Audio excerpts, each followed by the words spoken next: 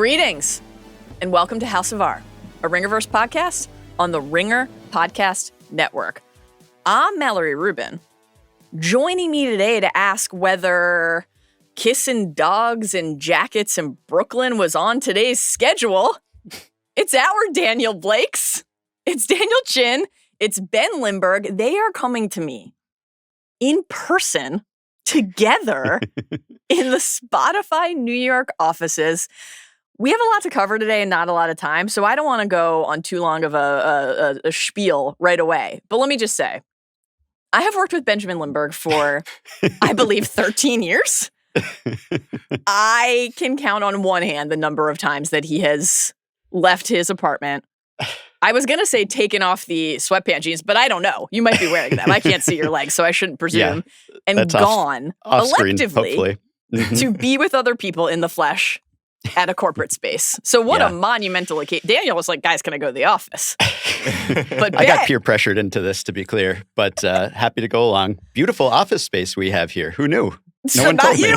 Yeah. Everyone else knew, but not you. Did you hear about all the snacks?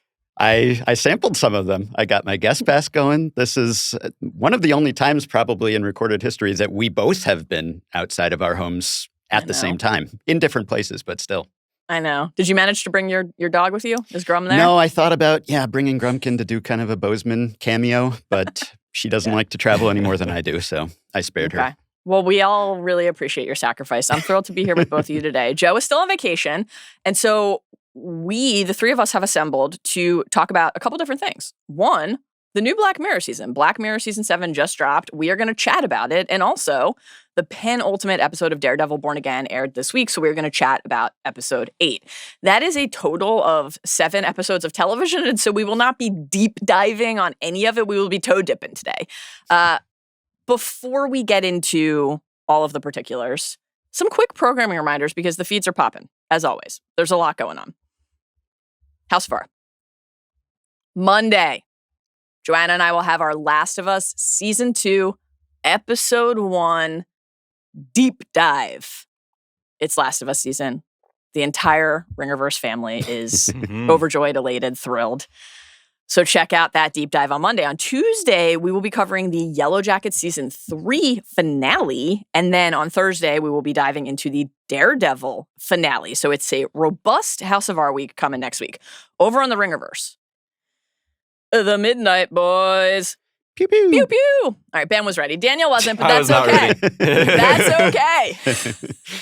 That's okay. By the end of the pod, if they come up again, you'll be prepared. Next time.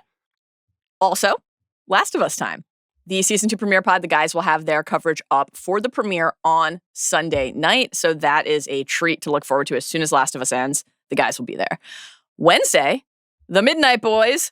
Pew, pew. Pew, pew. Pew, pew. Daniel's still not ready. Little late. I was a little late. You got it. I was looking down. Okay. We're warming up. We're warming up. Daredevil finale time. And then, guys, speaking of Last of Us, tell everybody what you've got cooking, not only next Thursday, but all season long. Give us a little tease. Yeah, we were concerned that we weren't covering The Last of Us Season 2 enough as a company with only, 4 other podcasts covering it. So we will also be jumping in. This is the dream team right here on Button Mash every week. Probably the last time we'll actually be in person to talk. I'm sure. Unless, you never know. Maybe what this is what if you the love new me. it? What if you love this experience and you insist on being there every week from now on? Wide selection of spin drips here, Yeah, but first thing Thursday morning, we will have button mashes up about each Last of Us Season 2 episode, and we'll be kind of covering it from a gaming adaptation perspective, which I know you'll be touching on House of R also, but we'll be diving deep on that aspect of things. So we'll be spoiling stuff. It's for people who know what's going to happen or have played the game or don't care about being spoiled. And we'll do a little compare and contrast and speculation. Love it. The Gamer's Guide to the Last of Us universe is honestly something that I cannot wait for. I'm thrilled. By the way, let's just say, Daniel, you're going to be writing about The Last of Us every single week on theringer.com. What a great website. I'm excited, and there's going to be a little bit of an overlap between Daredevil right now because I'm still recapping Daredevil, but it's great. There's a lot of good content out there right now, especially for the Ringerverse crew. Yeah. So I'll be editing Daniel's recaps. So we're teaming up all over the place. Will I be editing your Andor recaps? Who can say? That's also only a week and a half away. Nice. Probably not, but we'll talk about it. Maybe. Dare to Dream, the first one, probably. What a time. Yearning Tendrils, lots of content. Okay, let's get to our spoiler warning for today. We are going to talk about, as we said, all of Black Mirror Season 7. There are 6 episodes in this new season. All of them could come up today. We're not going to go super in depth on any of them, but we will talk about the plot particulars from all of the episodes at some point today. So if you have not yet watched the new season of Black Mirror, hit pause. Go watch all 6 hours of that. It's actually, I think, a little bit more than 6 hours because some of these were it's more quite for sure. long. These are long. Stranger Things level episodes at this point. Yeah. Yeah, a couple of them were short, but some of them were quite long. And then come back and join us for this conversation. Also, anything that has ever happened in Black Mirror previously could come up today. For Daredevil, episode 8, all of Daredevil Born Again, anything that happened in the Netflix Daredevil universe, anything that has ever happened in the MCU, and anything that has ever happened in comics could, in theory, come up today. So that's a pretty wide and sweeping spoiler warning. But also, if you clicked into a Black Mirror and Daredevil pod, you're fine. You're ready. Let's go. All right, guys. We're going to start with Black Mirror. And before we talk about the new season, let's just table set, both with each other and with the bad babies who are listening. What is everybody's respective history with Black Mirror? Before season 7, put a pin in that for now. What's your relationship to the show over the years? Ben, let's start with you. I'd describe myself as a little bit of a lapsed Black Mirror fan until this week. You messaged me last week to ask if I was watching Black Mirror, and I said, I used to. And I'm so proud of myself for getting it a week ahead. Yeah, you did give me time be to catch up. 48-hour window. Barely. But yeah, I was very in the first 4 seasons, as I think most people were. And then after that, it got to a point of just feeling like, okay, I get it. I get Black Mirror. I think I get what you're going for here. It was kind of a combination of a little bit of repetitiveness, maybe, just that sense of, it's like you have your whole life to write your first album, and then you have a year to write your second album, and you have a bunch of great ideas stored up for the first one, and then there's a little recycling, maybe, that goes on, a little remixing. So it felt like the quality was starting to decline a little when we got to season 5. And then I guess it was also just a little bit of the world feeling more dystopian as it was. I felt like I needed Black Mirror a little less, both politically, technologically, which was a testament to the show that it was sort of prescient. And every a lot of day the of things, our real lives, we were in a Black Mirror episode. Dismaying. I don't need fictional stories about how phones are destroying everything because we're living it. So it was a little bit of that. And then just long gaps between seasons, which is the norm now. But it was a couple years before season 2. And then, 4 years between, I guess, before season 5, it was a couple years. And then there you go. Another thing Black Mirror anticipated. Exactly. How long it would take it was to ahead make of the every game. season of a television show. And then it was, forward. 4 years, I think, between 5 and 6. And I just fell off at a certain point. And I thought I was out. And then you pulled me back in. There you go. I Godfather 3 memed you. Okay. That's exciting. Well, we're glad to have you back. Daniel, what is your history with and relationship to Black Mirror? I was resonating with that a lot because my experience was very similar. I feel like season 5 was probably where I tapped out. Yeah. And at that point, I probably would see a couple of episodes each season. But early on, I used to be really into Black Mirror. I feel like especially some of the first episodes were very iconic and just hit this sweet spot of being really unnerving, but having some message out there. And they would always be a few years ahead of something that would happen, and you're just damn, they saw this coming. But yeah, once it got a little bit further down the line, I tapped out, and season 6, I only watched the episodes that I ranked in our site ranking of the Black Mirror episodes. But when you mentioned it, I watched this, and I mean, we'll get into it more, but I enjoyed a lot of them, so I'm glad to be back into it. And the idea was a return to form, or at least a return to the OG Black Mirror British era of the show, sort of. So that was a compelling pitch for me to think, okay, maybe this is the time to dive back in. Yeah, still a larger American incursion than in the early years, certainly. But yes, the combination of the return to some of the British spirit, and also, as we'll talk about more in a few minutes, a return to a little bit of the tonal vibe and sensibility like that, but more so the type of story Black Mirror was interested in exploring. So I'm eager to chat with you guys about that. To just continue to establish this tapestry of our relationship to the show, I want to hear from everybody. I'll say for me, I've always loved Black Mirror. Even the seasons, I think that even the best Black Mirror seasons are inside of them full of variance, right? Like, I think that for the first 4 seasons, like each one of them contained an iconic, historic Pantheon Hall of Fame. Like, we'll all be talking about it until we have been uploaded to the cloud by a Tucker robot episode, but also some episodes that were either like outright duds or just not of that same caliber. But yeah, like everybody else, I think the relationship to 5 and particularly 6, I was less enthused, but I still watched every season in real time and really have always anticipated the arrival of a new Black Mirror season. It's just something I genuinely look forward to. And I think Charlie Brooker is such an interesting mind and such an interesting writer and creator. And I always find it fascinating to hear him talk about the show and what he thinks people understand or don't understand about the show that he was making. I was actually just listening to, there was like a very brief little interview on NPR to pair with the arrival of season 7. And I'm paraphrasing, but he was basically like, yeah, I'm always fascinated when people describe Black Mirror as a warning. And I was waiting for him to say something shocking, because it's like, how could you not view it that way? But then he's like, to me, it's more about worrying. I'm like, okay, so we're really parsing the nuance and the subtleties there in that distinction. But, the way that he talked about in that interview on NPR and just also more broadly, like that it's obviously so much of the story in the world and the universe of exploration is rooted in fear and paranoia and what do humans do when they are put in a position to use or warp or control something that probably should never have existed in the first place, and certainly that we should never have gotten our hands on to that level. But that it's not necessarily in his intention like tech phobia. It's actually that he has like a passion for an interest in technology and then the way that it roots its way into our world. So it's just, to me, always been like such a fascinating thing. And I like the idea that we, the 3 of us are quite different ages. Ben and I are old and washed. Daniel's young and in the bloom of youth. But, the idea, so what does it mean to say our generation? But like, let's just be very liberal with that. The idea of like our generation's Twilight Zone and this like, fairly popular and mainstream bit of culture that can provide a portal into this really heady and heavy ideas. I just think it's so cool. So I love that the show is still going. I love that we have it. I have my favorite episodes, I will say, and I asked you guys if you have favorite episodes, and I guess I'm not shocked that we have quite a bit of overlap on our list, but let's quickly run through these as well. Daniel, give us your top 3 to 5.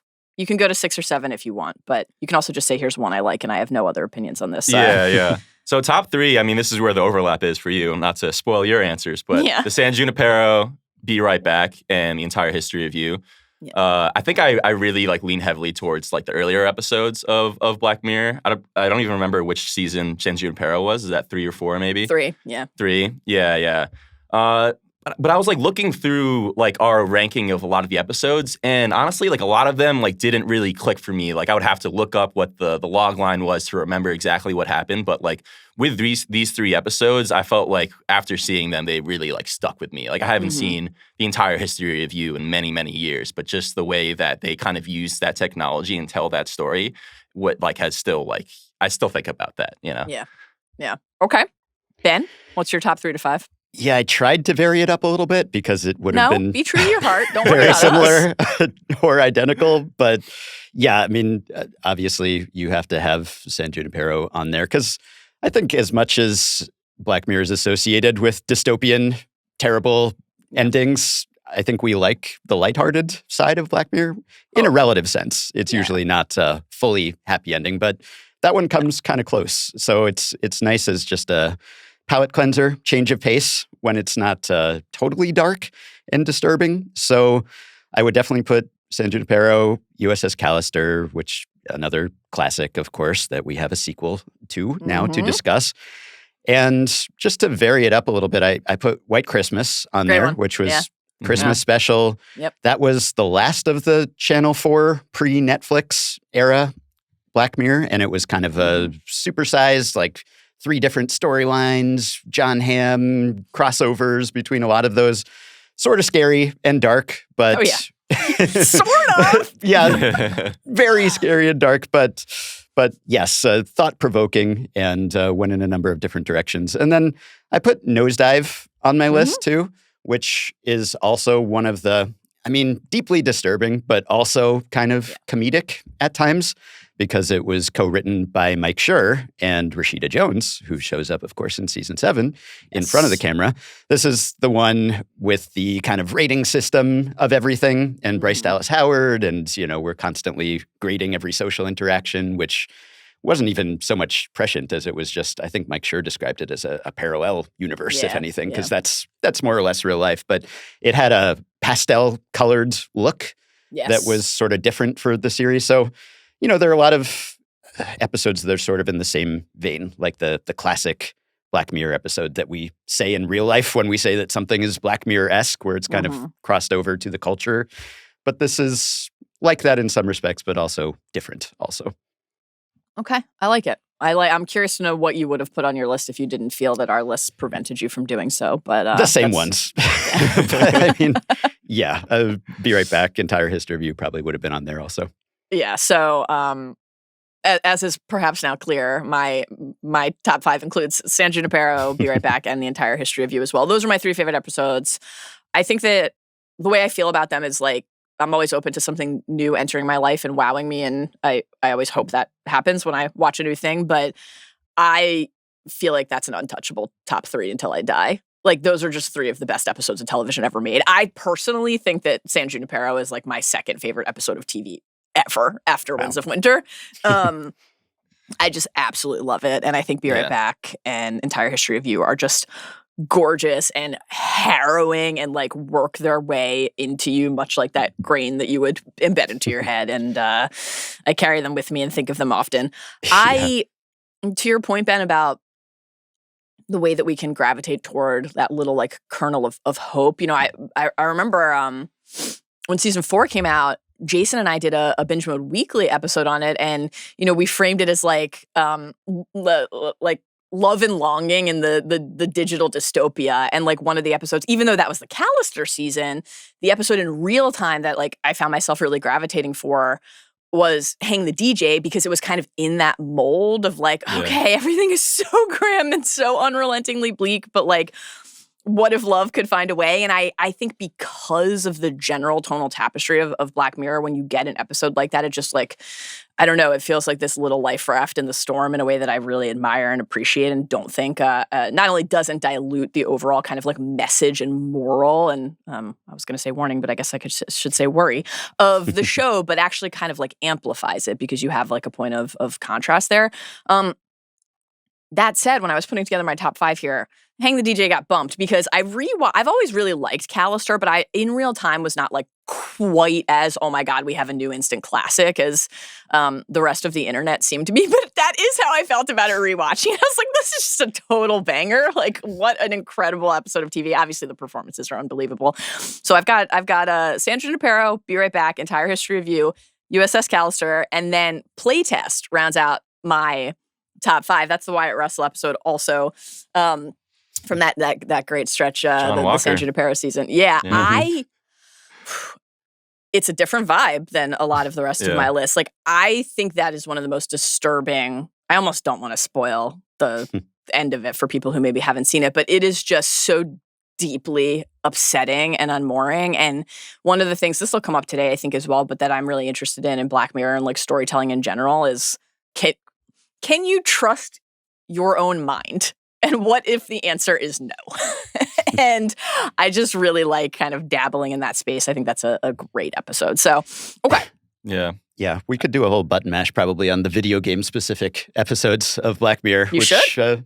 Not the greatest reflection on the medium generally. That might come up today. That might come up today, Benjamin. Yeah, multiple game-specific inspired episodes this season. So it's a mixed bag on the whole, I would say. But yes, all these ones that we're all naming are kind of just foundational texts for the series that feels like a lot of the latter episodes are either explicitly responding to or are actual sequels to or spiritual sequels to or are sort of borrowing elements from, whether intentionally or unintentionally, certain technologies, just the idea of your consciousness being uploaded to something, embedded in something. It's sort of themes that the series plays with over and over again. And I think maybe most effectively the first time in a lot of cases. So that goes for a lot of these. Yeah, That's one of the things I'm really interested in, like, hearing from you guys about today, because, you know, in the earlier days of Black Mirror, there was like a still enough room to say, oh, are all of these even in the same universe? And like, you know, all of the different versions of a nubbin or a grain or whatever it's called in a given episode that you'd put on the side of your head, like, okay, Tucker Soft and then TCKR, like, okay, but you start to build it. And then at a certain point, undeniably, you're just like seeing updates on news broadcasts about figures from other episodes, including a truly just sensational one in this season that I'm excited to talk about later today. But to that point, then you start to wonder, like, okay, where are we in the sequencing and chronology and evolution of the tech? And do I need to be thinking about that actively? And then if I start to think about it too actively, is that actually good for my experience of just like consuming and enjoying the show and thinking about the message inside of each story? How often do you want to go to the same pool? How often do you want something radically new? And how much of the point of sci-fi, as it interrogates where we currently are in society or what is to come, is like, it's not really about always saying, exploring something new and different. It's actually sometimes about the undeniability of a certain creeping force, right? And so I'm sort of open to Black Mirror playing in the same sandbox as long as it feels fresh enough. And I think that's part of why, like, for me, even though season 5 was not nearly as successful, I still thought season 6 felt like a drastic overcorrection. This idea of like Red Mirror and shifting to more of a like horror genre focus. Some of the season 6 episodes are my least favorite episodes of Black Mirror, period. And I just didn't think it worked. There were like a couple good episodes still. You know, shout out Aaron Paul and Josh Arnett, like now and always, obviously. But it just didn't work. And then to go to season 7, which is like, Ben, as you were teeing up, not only a return to form, but kind of a doubling down. We're not just going to go back to the same type of episode we used to do before. We're actually going to have 2 of these 6 be some version of a sequel. USS Callister Into Infinity is a literal sequel. We pick up with the characters where we left off, and this is like the second episode of a series that could just be made about the Callister, which they probably should do, because this was also super fun. Plaything, not to be confused with Playtest, but obviously the similar names is part of what you're identifying, Ben, about, hey, we've got our video game slice of this universe, is people are calling it a Bandersnatch sequel. I think that's like slightly misleading. It is. I would describe it more as like Bandersnatch connected tissue. Now, look, Will Poulter is back, and it's the same character, right? Like Colin Rittman is here, so yes, okay. In that sense, a video game story that features the same performer playing the same character at the same video game company, sure, you could call it a sequel, but I think if people hear Bandersnatch sequel, they're going to think that they're getting something different than what Plaything ultimately is or seeks to be.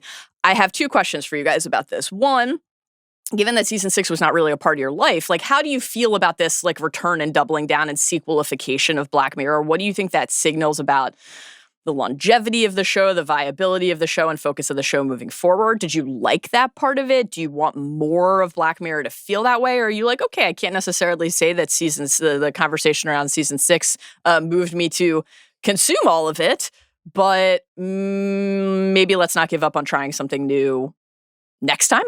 And then the second equally important question is, has either of you played Thronglets, which is the video game companion that they released to pair with Plaything? Benjamin. I have not played it because I watched the episode. Yeah. And fair. Why would I want to? After that, not the best advertisement for the game. It seemed like a beautiful bond, no? You're not ready to drill a hole in the back of your head? For one person, maybe. Okay. But yeah, the Netflix video game strategy is fascinating because they keep kind of waffling back and forth between what are they as a video game company, and now part of it is just we're going to make tie-in games to our shows, and this is one of them. But I think in general, I guess it makes sense given that there's a larger library here and the show's been around for a while, and so enough time has elapsed that they can actually revisit some of these things. But I guess I'm generally anti-sequel, or I guess in moderation maybe. And, you know, you could have something that's between a sequel and an Easter egg, like we were just saying with the Bandersnatch semi-spin-off sort of tie-in. But I guess you could say it's an indication of maybe a lack of inspiration if your best idea is, hey, let's return to the idea that we had a few seasons ago. doesn't necessarily mean that there's not more story to tell, but I would love to see them just continuing to strike off in new directions. Then again, if what I've been saying about how they do seem to circle back to some of the same themes and tropes and kind of unintentionally remake things, I guess if they're going to keep doing that, they might as well just make it an explicit sequel. But I would say, yeah, it kind of becomes like a playing the hits sort of thing where you go to see the band play the album in its entirety that you like from your youth, but also you kind of wish that they were making good music that's new. Yeah. Daniel, what about you? Yeah, I mean, for me, like going back and looking at all of the episodes that there were, I feel like USS Callister is really the only one that makes sense as a sequel, in part because of the way it ended. The first episode ended. They have them like going through the wormhole. It feels like they already were anticipating that they could pick this up and, for another genuine episode cliffhanger. Yeah, and they're like for a lot of these other ones, they end like it's an ending. Like there's no returning to some of these, and they make sure of that. But to Ben's point too, I think they have been trying to evoke a lot of the ones that have worked well, like San Junipero, for example. Like we all had that in our top 3. And I think they've just been trying to chase that high like ever since. And like a lot of like a couple of episodes in this season too, there's a lot of like trying to go for that kind of vibe where it's not the disturbing thing, but you're really feeling like impacted by what's happening in terms of emotional storyline, and just how technology isn't always necessarily bad, and there could be something like it's good to come out of it, like some like healing, I think for the word Ben used, moderation is, I think, how I feel about the sequelification of Black Mirror. Like, I thought doing a Callister sequel was appropriate, and I'll spoil one of my later picks. Like, I do actually just want them to do it again and can keep making Callister episodes. Let me say this. Let me get it on the record. If they ever make a San Junipero sequel, we riot. Like, it can't happen. It can't be allowed. No. And I don't anticipate that would happen, but that is like a precious, perfect thing that must be preserved in amber. If it ever got to the point of like reopening the intact chambers, these little TV miracles, that would be deeply dismaying to me. So I think as long as the either strands of like Bandersnatchy connective tissue or flat out, let's play in that Callister sandbox again. If we can limit it to that, I am not like totally opposed to it. I think what is it? It's not like exactly like bringing back Robert Downey Jr. levels of like, oh boy, have we run out of all ideas? That's fodder for another podcast. But like, of course, I think it's reasonable to wonder what that maybe signals. But if it's a dabble instead of a deluge, I'm not sure I'm like totally opposed, but I would hope that we continue to proceed with caution. Gotta pick your spots, I would say, because we're so inundated in sequels everywhere else that my stance would be let the anthology show just be an anthology show. But every now and then when it makes sense, and Callister, I think the way that it ended the first episode was also great. And if there had never been another, I would not have felt like it was in any way incomplete. It would have just been left to our imaginations what happened next.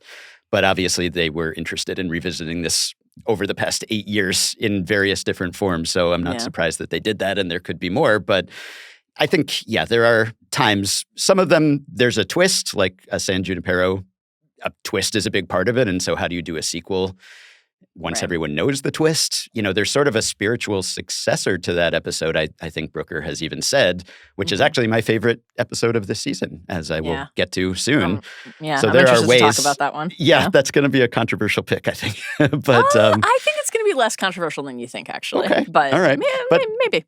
I wonder, this is Brooker's baby. It's his thing. And he has said that he could keep it going indefinitely. But I do wonder whether there's something to be said for opening it up a little more to other creators. Obviously, he's had co-credits and other people have done scripts and story ideas, but it's still primarily him. And he's earned the right to keep making this, I think, as long as he wants to and as long as people want to watch it. But I'd be interested in sort of franchising it out or at least like making the tent a little bigger, maybe. Just if he's running low on ideas one year, then see who else has sort of a Black Mirror-esque idea that's a little less of a retread. This is your sequel. let more people in the writers' room. This is your Star Wars take. It's This my is your Favreau-Filoni. big thing with pop culture right now. Yes. It's a great point, too. With something like this, it could theoretically go on forever, too. There's obviously always going to be more technology and more commentary to come and just things that are happening. And just the nature of the anthology format. I think it's always been kind of the problem, and the good thing about Black Mirror, too, is it's always been a little bit hit or miss for that reason. Like, they're like, to your point earlier, Mal, like, there was just every season, I feel like it's had a few misses, but to me, at least, as we've gone further down the line, there's been more misses than not. Yeah, I think also like Black Mirror is not. It's like it's near term dystopian paranoia and examination, right? Like we're not. It's very rare that Black Mirror feels like it's something that's 60 years in the future. It's like often like, okay, well, this could probably just be our life in 6 months, in 2 years.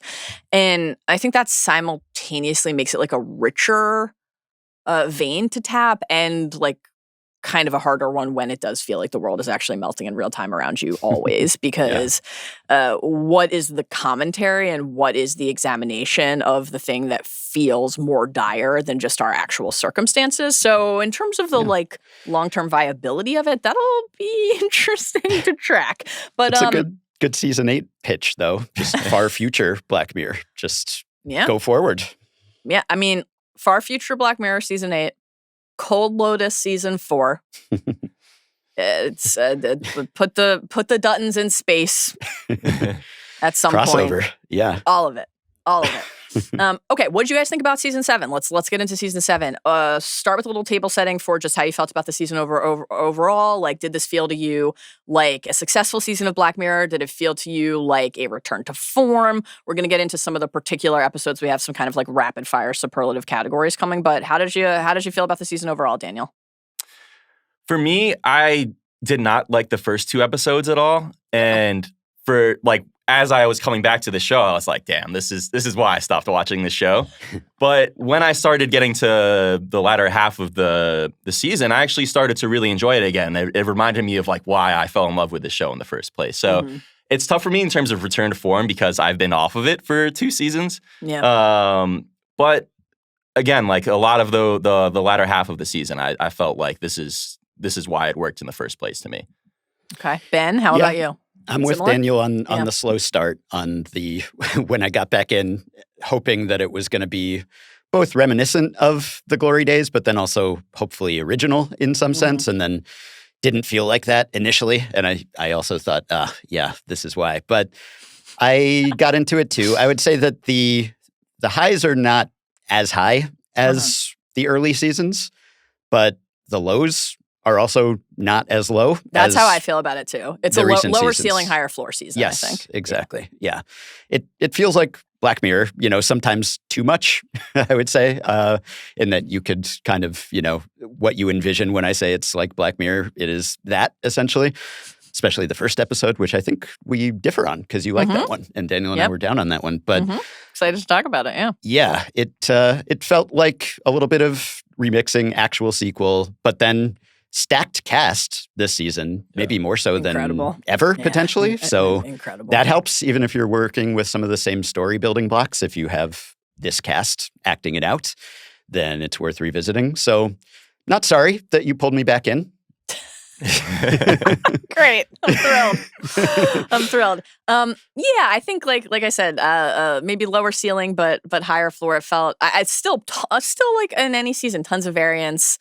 I liked a lot of the episodes more than I liked others, but the 2 to 3 that I would consider in the mix for my favorite episode of the season, none of them are sniffing my top, probably not top 10, certainly not like top 7 or 8. And I don't know that I would put any of these in like the bottom 10 episodes of Black Mirror either. So that's kind of interesting. Like in some ways, I think that's okay, this was like a fairly compelling and enjoyable season of TV to watch. I had fun. And in other ways, I think part of why I've always like not minded that high variance inside of a Black Mirror season is because like sometimes when you're trying to hit a home run, you strike out, right? Like I think that sometimes the variance can stem from taking these really bold, ambitious swings. So I'm willing to be patient with some misses if it means we get some really exceptional things. Yeah. I think we should get right into our favorite. And we have different picks here. You guys have some overlap. I'm coming in hot, I think, based on what you've just said about how you felt about the start of the season.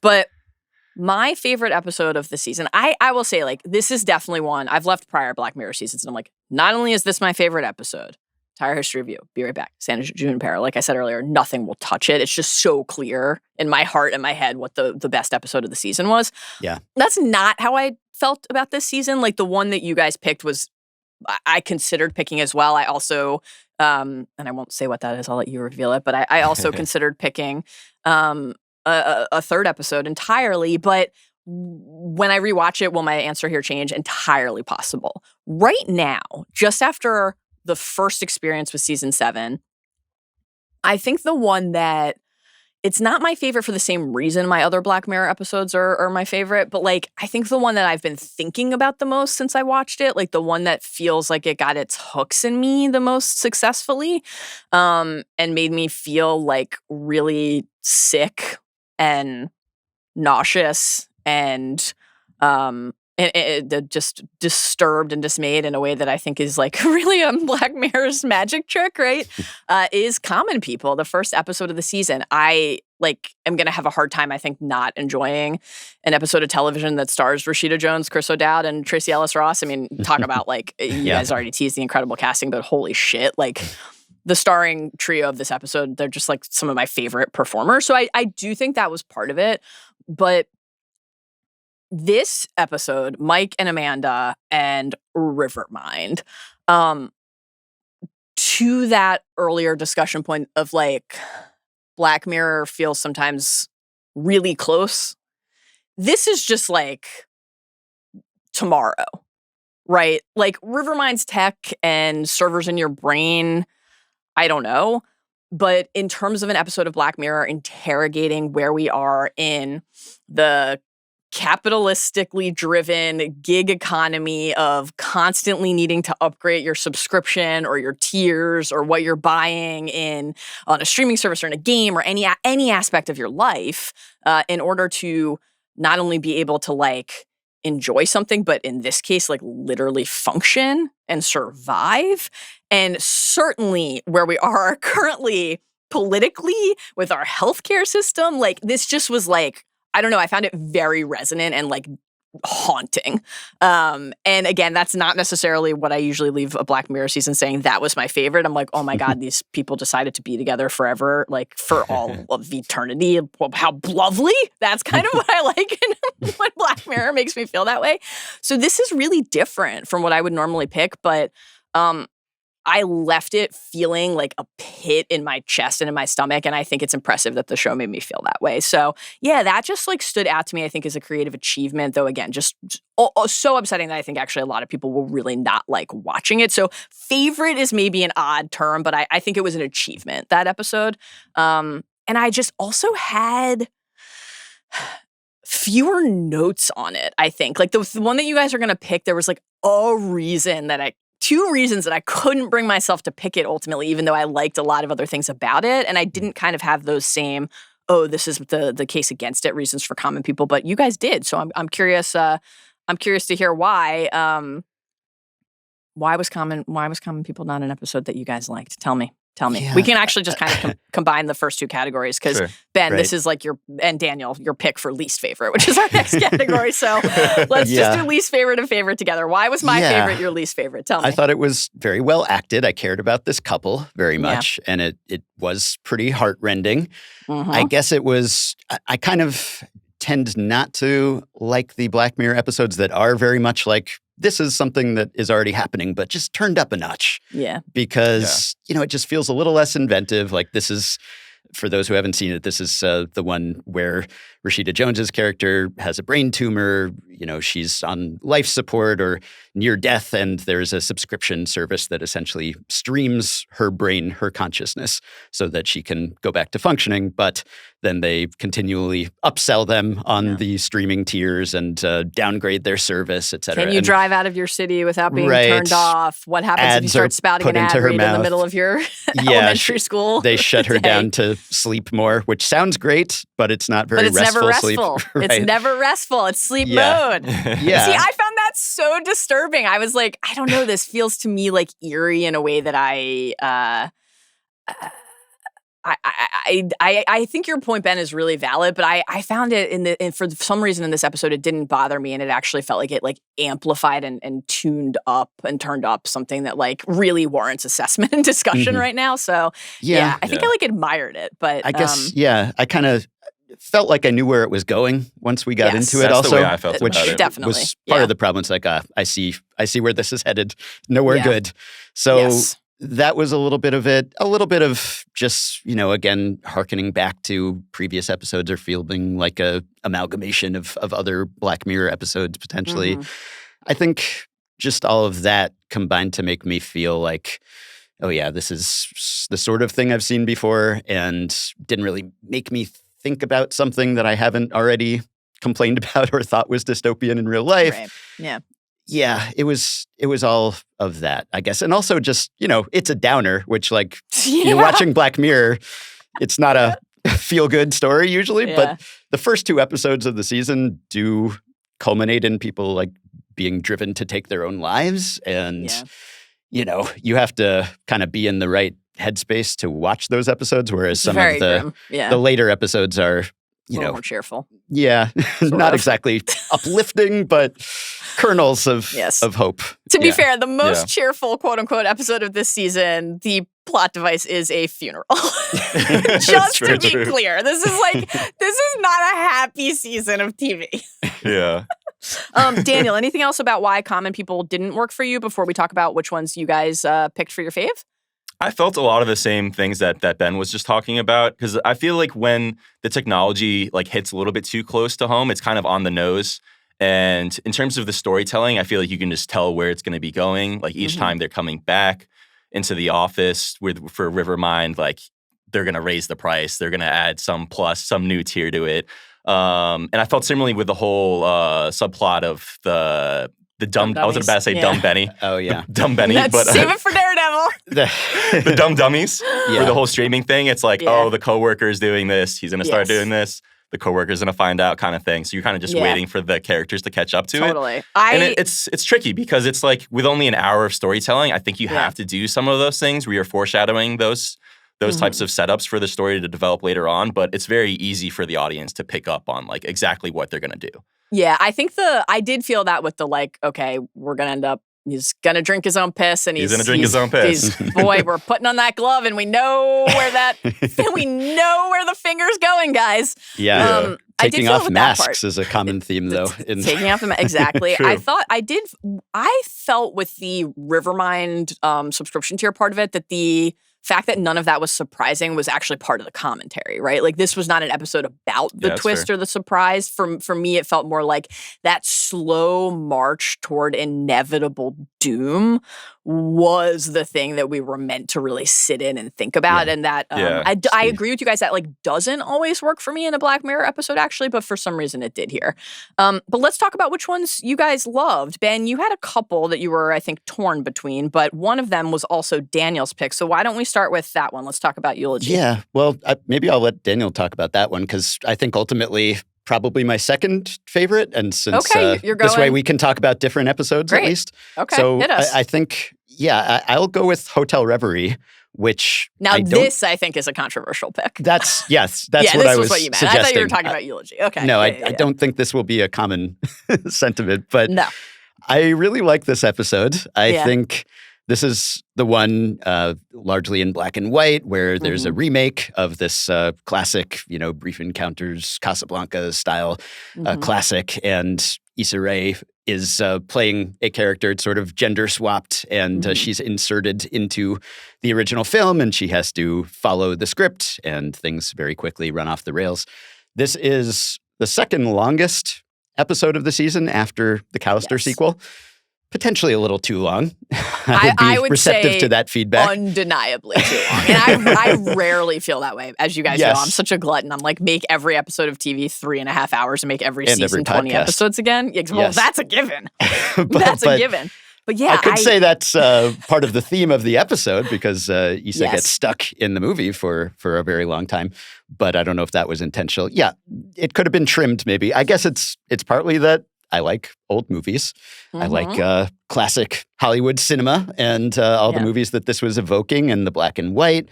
And you love that we live in an IP streaming wars era where it's all content and very conceivable and the AI is going to take over. You love all Yeah, that. this is, I mean, it's hardly the first. I mean, this is basically like a Star Trek holodeck sort of scenario, or, there have been other Black Mirrors that are sort of reminiscent of this. Or Brooker, this is the one that Brooker said was sort of a spiritual sequel to San Junipero, which speaks well of it, at least in my mind. But I would say he should not have said that about this, is how I personally feel about it. Just because it can't measure, it's like can't measure up.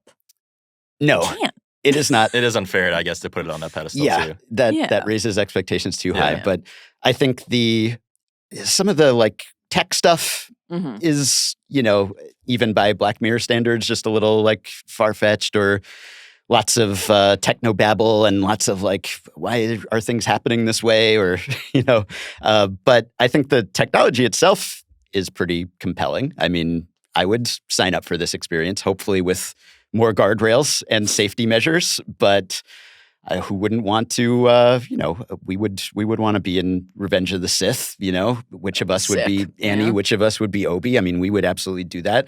Imagine, Chris and Bill and Heat in the restaurant scene. They obviously know all the lines by heart. I mean, this would be a popular experience, I think. I guess it's sort of Westworld-esque also. Again, like... Yeah, and whatever went wrong there, It's hard to come up with a truly original idea, I guess, is the theme. But I thought that the performances were good. Daniel and I think both had one of the performances, at least in this episode, as maybe our top this season. And I thought the relationship was pretty heartfelt. There were distractions from that, maybe it could have been a bit if we had focused on that instead of the resetting and the cutting to outside the movie world. But I thought it was among the more thought-provoking... A lot of time spent on the spilled coffee. Yeah. Among the more thought-provoking premises of the season. Yes, I agree. Made me think, and that's always what I want from Black Mirror. And maybe it was just, kind of the period trappings of it that appealed to me personally. And it was, again, like there was darkness to this, certainly, but by Black Mirror standards, this was a love story. This was, there was heart to it. There was some happiness, at least. And even sort of a happy ending, again, by Black Mirror standards. So I'm a sucker for what passes for not completely depressing in Black Mirror. Even that, I'm like, at the end, I was like, is this, oh boy, does Brandy ever leave that chair then? I don't know. It's funny, like I would say, because this is an hour and 17 minutes, this episode, right? And probably 35 to 40 minutes in, I was like, this is so clearly going to be not only my favorite episode of the season, but one of my favorite episodes ever. Like it was trending in that direction. And I still actually really liked it. This was not in consideration for my least favorite of the season. I'll say that. Like I thought it was good and interesting, but it didn't have that like, oh, this was a perfectly calibrated, crafted in an undeniable way, like final result that some of the true best Black Mirror episodes did. And I think like the love story inside of the Redream film was really compelling to me, but like some of the just like some of the stuff around it just kind of like it didn't quite come together for me in the way that I wanted it to. And I thought that the length was like really a detriment at the end. I did think that what it had, in addition to the love story, like what it had to say about kind of like choice and consequence and this idea of like, when are you on the track and then when can you get back on by making other decisions, was really interesting. And I think I actually would have liked if it like dabbled in that part of it a little bit more. But interesting pick. And I like the almost Bandersnatch-esque premise, right? I mean, it's a choose your own adventure kind of start. The point is that she's just going to do a line for line remake of this original movie, but I think it would probably be more compelling to people if they did go off script and find some, on the fly rewrites. And, people would probably be upset about tinkering with a classic, but I would watch this version of things. Would you be more satisfied with the ending if it had ended as it looked like it was going to there, with Issa Rae's character not saying the final line and just Yes, and staying in the staying. Definitely. See, yeah, of course, that's what I wanted it to I be. think that would have been more satisfying, but then also probably more San Junipero-esque and maybe would have felt like... Totally, but then I think...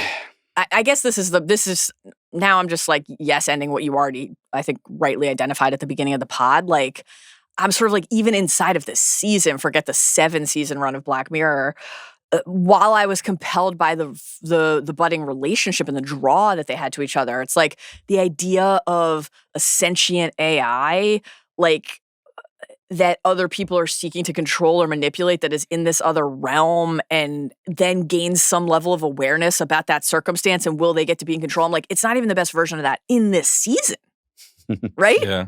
So I think that is like a thing that is weighing down and pressing down on the wider universe kind of undeniably. But yeah, this one felt to me like they have the pitch, but maybe just the spin was like a touch off, or a couple they should couple have miles per hour off reset the pitch or like something. they were going to in the movie and Yeah. started over again. Maybe it would have come out better. But Yeah, it's exactly. funny that we're talking about the hit rate being low consistently, because talking about 6-episode seasons here, or 3 well, they episode used to be seasons. 3 episode right? seasons. Yeah, I mean, Yeah. even season 5 was 3 episodes. Yeah, you'd like to think that the hit rate would be higher, given the if we're not getting quantity, you would want quality. But This one in particular, I feel like it had some really high moments, but also its low Yeah. moments. Like Yeah. the first half of it took me a while to get into it.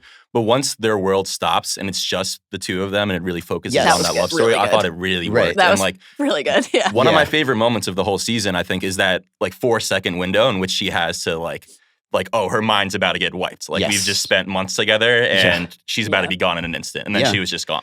Yeah. That was like a oh shit kind of moment for me. And I think because we said this whole season was kind of middle of the road and high floor but low ceiling, the fact that this episode gave me some of those high ceiling made it stand sentiments, out. like Yeah. Mhm. even if, halfway through it fumbled a bit, at least through that point, I had thought that this was going to be an all-timer. And Right. there weren't really other episodes that gave me that feeling for the most part. Yeah. Okay, let's talk about Eulogy. Daniel, this is your favorite. Ben, it was your runner-up. Second favorite, and it was in my consideration set to pick as well. So Daniel, what did you love about Eulogy? Yeah, so Eulogy was actually the last one that I watched. I watched it a little bit out of order as I was preparing for this, just because I knew that USS Callister was it had to do with the running times, honestly. Like USS Callister is so long that I was like, all right, I need to set out some time tonight to watch it. And I just watched it this morning and I got a little emotional watching this. Yeah. I was very surprised by that. Yeah. And it was just interesting to me in terms of the setup, like for just to I guess recap a little bit of it. It's all really just a two-hander with Paul Giamatti and Patsy Farron. And Paul Giamatti's character, Philip, gets the news at the beginning of the episode that someone he knows has died. And as the episode goes along, you see how important this person actually was to him. And it's a very simple piece of technology in that he's just invading this memory space, and it's just activating memories through photographs. And for me, honestly, with Black Mirror, a lot of the times when the technology is something simple like this that you could see being employed in today's world, it's more interesting to me. And just I thought that it was just really, really well done in the sense that it felt like a play. It was very minimalist in the way that it's basically kind of two people just. It's just the two of them the bulk of the talking for a episode. lot of it, and their performances are so good, and I feel like that just carries the whole thing for me. So it hit all the right chords for me, and on an emotional level. The first time the next time Paul Giamatti is bad in something will be the first time that he's been bad in something. Right. I mean, he's it just helps when Paul always- Giamatti is leading this. So Yeah, and this really was a gorgeous performance from him. I mean, no surprise, Yeah. but he's was the perfect person to cast in an episode where so much would rely on one person's resentment and then introspection and then I've been trying to suppress it and keep it down, but now it's going to overwhelm me emotional truth. It was really lovely to watch. Ben, I want to hear what you thought of Eulogy, but I'll say quickly, I really liked the episode. I without question, this was the one that, Daniel, to your point, moved me the most and made me the most emotional watching. No question. I found myself I had two kind of nitpicks that I got maybe more hung up on than I should have. One, is I'm, Adam and I are watching and it's like, oh, right, so it's the daughter. And I'm like, wait, is this supposed to be a surprise? I kind of couldn't tell if they wanted that to be a twist. It was just so apparent. And maybe that's the point, that it's apparent to the viewer long before it is to Philly. The way she starts talking about the cello and what it would have meant to give that up and teaching the daughter, it's like, okay, well, but that's what's happening. Why is he so slow on the uptake? That kind of bugged me. And then, though it was amusing when she's like, you said skip the intro. The bigger one for me is, okay, thematically what this assesses about memory and the role of memory and our sometimes refusal to embrace and maintain our own memories, our need to bury them and hide from them, to protect ourselves. All of that is very interesting to me. I actually think I needed this to have a literal Eternal Sunshine of the Spotless Mind explanation for how he couldn't remember her face. Because it actually didn't make sense. And it just really took me out of the episode. That I otherwise found very emotionally compelling.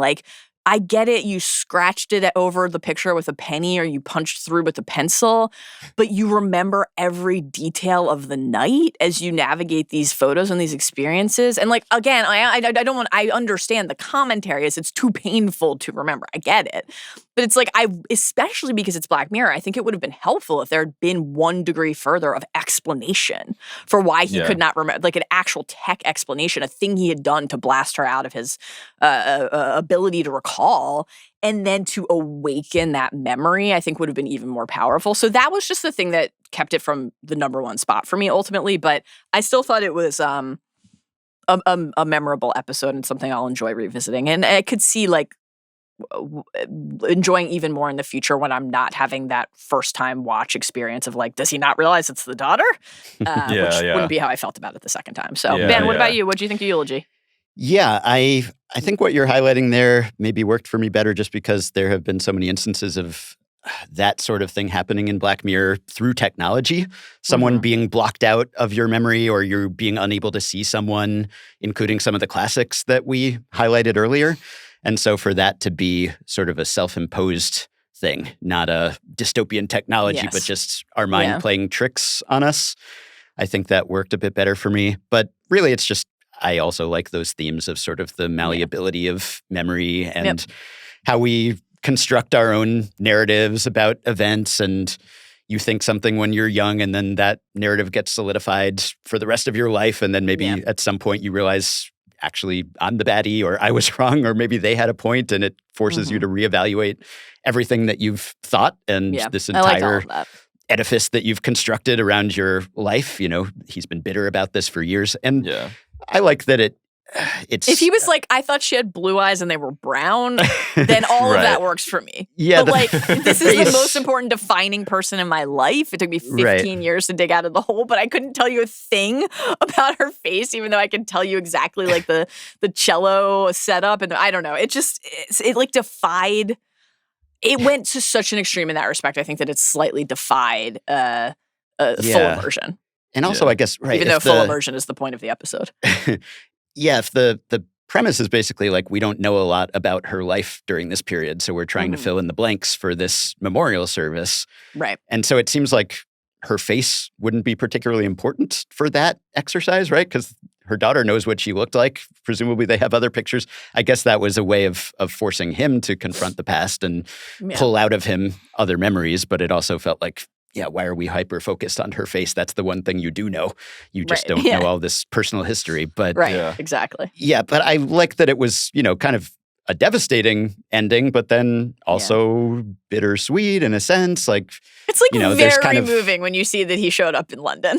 And there's an implication that maybe he'll have a relationship with the daughter. She's happy to see him come in and winks at him or something. And maybe there will be sort of a, I blew it the first time, but maybe surrogate dad sort of situation late in life here developing. So we're on a real run of dark sci-fi right now. Yeah, for sure. Just going from Severance to Black Mirror to The Last of Us to Andor. You could put Daredevil in that category too. Just a lot of darkness. Yeah. Just consecutively. And so to have a little light at the end of the tunnel at this episode. And the performances, as Daniel said, were also excellent.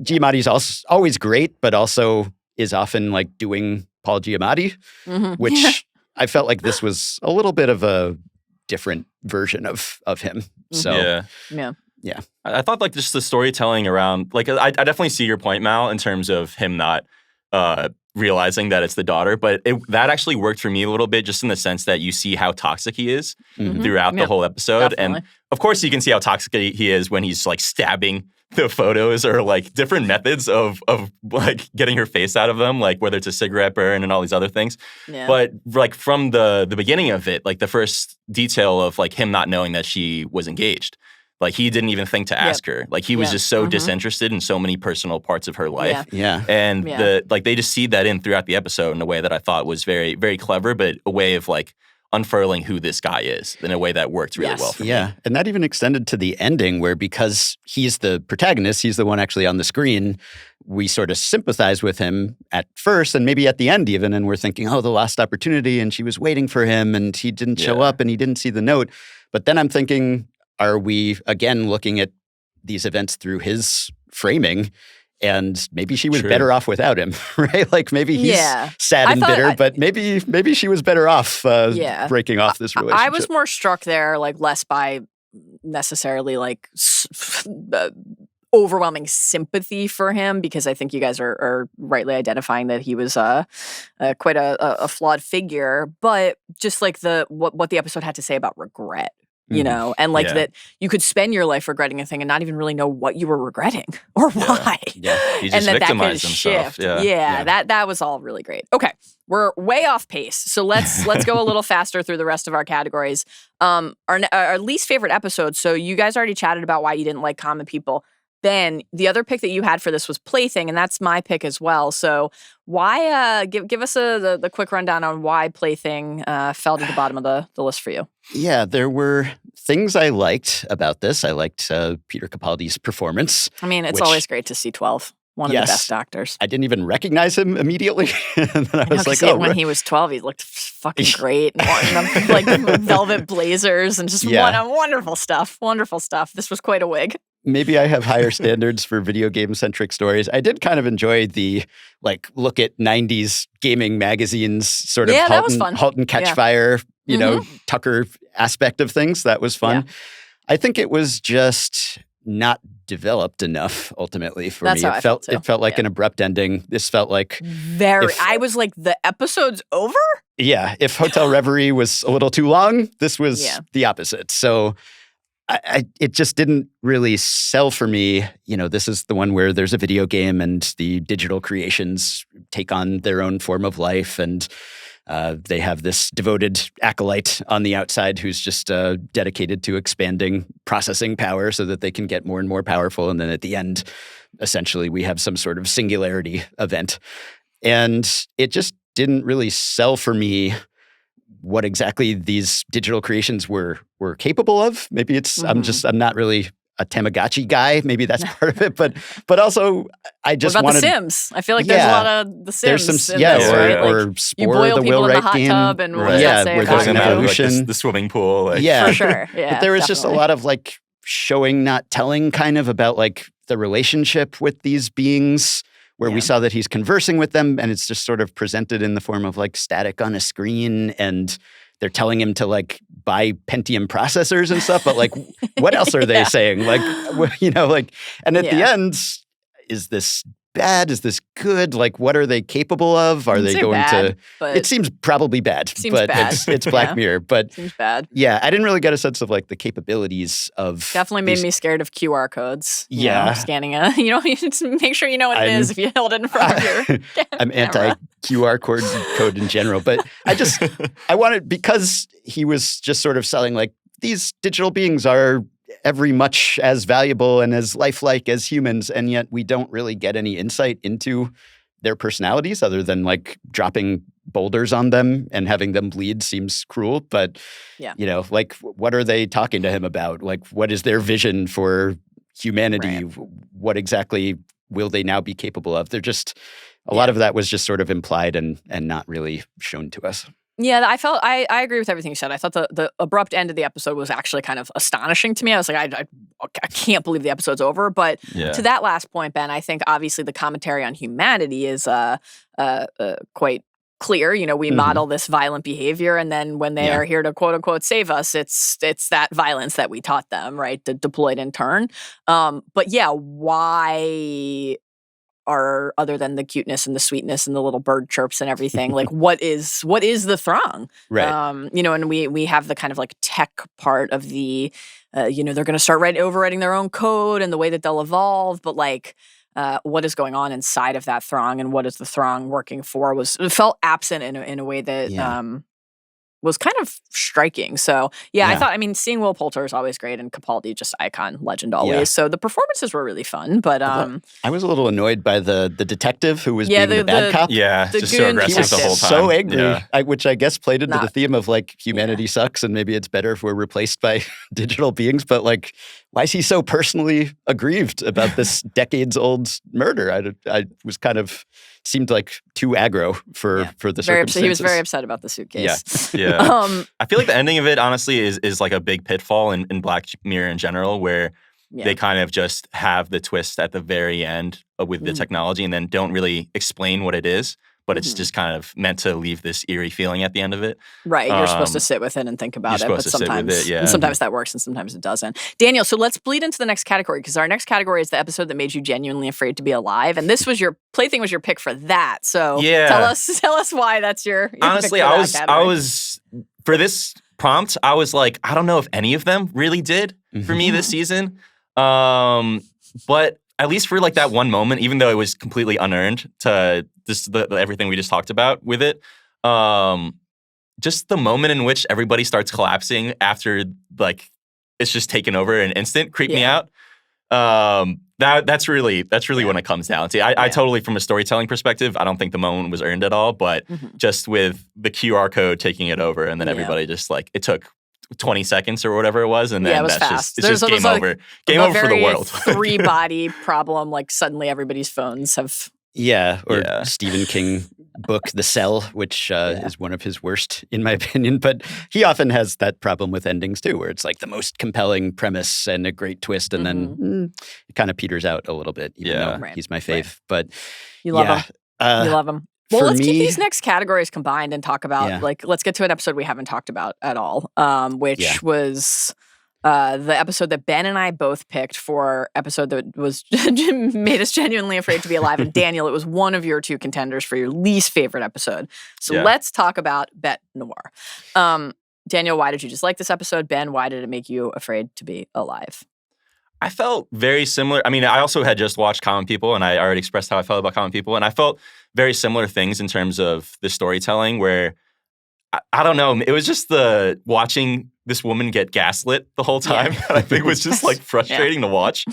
And a similar thing, I think, with Plaything for me, where the technology just like wasn't earned, where they're kind of at the very end of it, like, we can just tap into parallel dimensions, and with this little press of my pendant, like, I can activate it just like that.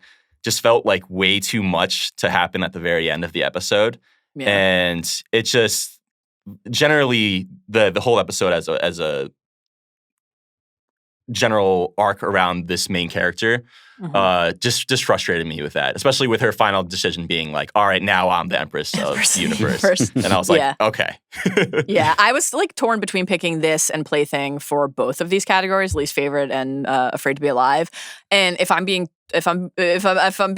honest with myself, like this actually is my least favorite episode of the season. I just didn't want to pick it for both categories, so gave Plaything the honor, because it's definitely my pick for Afraid to be Alive. But I do think it was a neck and neck race with this and Plaything. But this was not a super successful episode, I don't think. The reason it's my pick for Afraid to be Alive is because, like, the idea, it gets back to that thing I like actually about playtest. Can you trust your own mind? That's just such a disturbing idea to me. Like, what if suddenly you didn't know what was real? And then in this episode, like, what if someone was weaponizing that against you? And, like, you know, the idea of, like, nuclear grade gaslighting, driving people to the brink of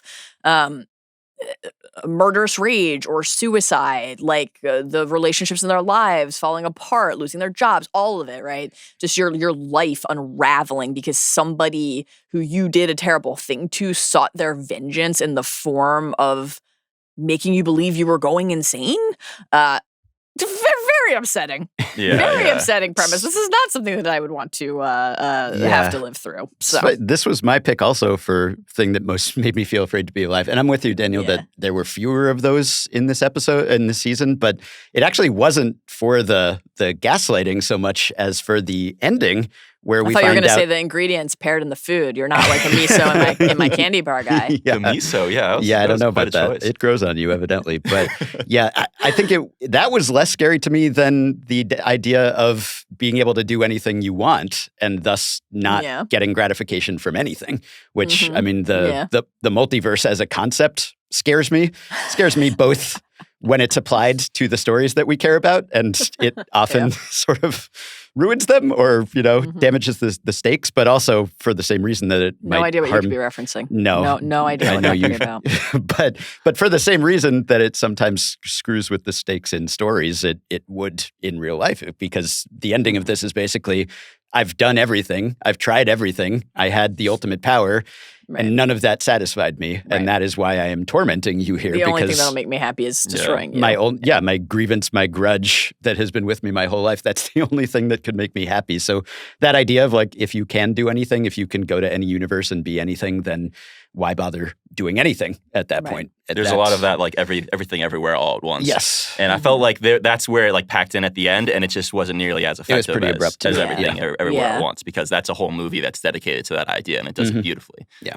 This was the episode on my mind when you were, I think, totally fairly, Daniel, identifying earlier that common people felt like there was no, I mean, both were saying no mystery about where it was going. This one was like the scale tipping too far in the other direction, where it's like, what is this episode about exactly? It's clear, right, that like everything with Verity is like, okay, this is a pursuit of vengeance. We saw that the hat said Barney's, not Bernie's. Like, we saw the email had that line in it. We know what truth is, and we're trying to figure out what the ultimate reveal or nature of that manipulation of reality will be.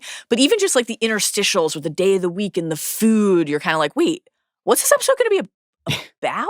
Like, are we getting, what form is the reveal coming in that I thought was like, I don't know, it's almost like distracting for the sake of it. Yeah. But I wish it sounds like just we're all been pretty about aligned candy. on that one. That might have been better. Just designing different types of food would have been a better episode in my mind. Yeah, thought the food looked delicious, frankly. Yeah. Okay. Our next category is the story that you would be most interested in continuing to explore in a future sequel, in a future season. I already told you guys what mine is. Give me a third Callister. I will say USS Callister into Infinity, which we actually, despite this being, I would say, far and away the most high profile and anticipated episode of the season. Not one that we have talked about really at all today. But it'll come up for me in the next category. But I thought that this was really good and really fun, but just not as good as the first one. It couldn't quite measure up to the shock and the surprise. And I think some of the aspects of it that were intentionally parallel in nature worked to, if we're talking about our guy Bob Daly, emphasize something, right, about the nature that lurks within. And then in other circumstances, felt like, okay, we get it. We did this before. And the first time was like awe-inspiring. And this time it feels like we did it before. But still, I thought it was one of the more successful episodes of the season overall. And I would like to be back with those characters who I find like immensely entertaining. It's a great little ensemble, and figuring out how they're going to get out of Nanette's head is something that I'm interested in exploring further. So that's my pick. What about you guys? Do you want another Callister? Do you have another episode that you would prefer to return to in expanded canon form? Yeah, I think just because I was generally down on going overboard on sequels, I'd rather confine it to Callister and just have Callister be the thing that continually gets sequels. And it seems like they're into that, because at one point they were planning a limited series that would just be Callister. And I think that would be fun. I'd be into that. Yeah. And Brooker, I think, went through 3 or 4 different story ideas for where this could have gone. So it seems like there's more meat on that bone, maybe. And yeah, I was sorry that Michaela Cole didn't get to be in this one. She Yeah. just had a scheduling conflict, and so she sort of just died off screen. She died off screen. The classic, like, writing out a character. Yeah, Like, she's one of my favorite characters in the first one, so that was she's incredible. too bad.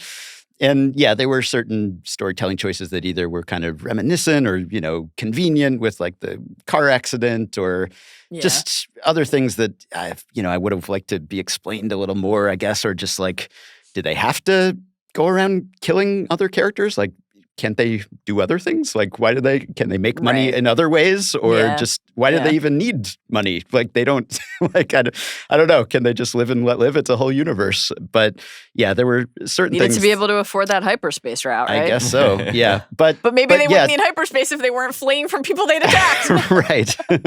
Maybe they can't get a legitimate job because they don't have gamer tags or whatever. Yeah. But I don't know. But yeah, I mean, they did sort of leave room for another sequel, I think, with the way that it ended. So I'd probably be into more of that. And it seems like there's enthusiasm. I guess, some of the ones like White Bear, I guess, which was a season 2 episode, I think, or really early one.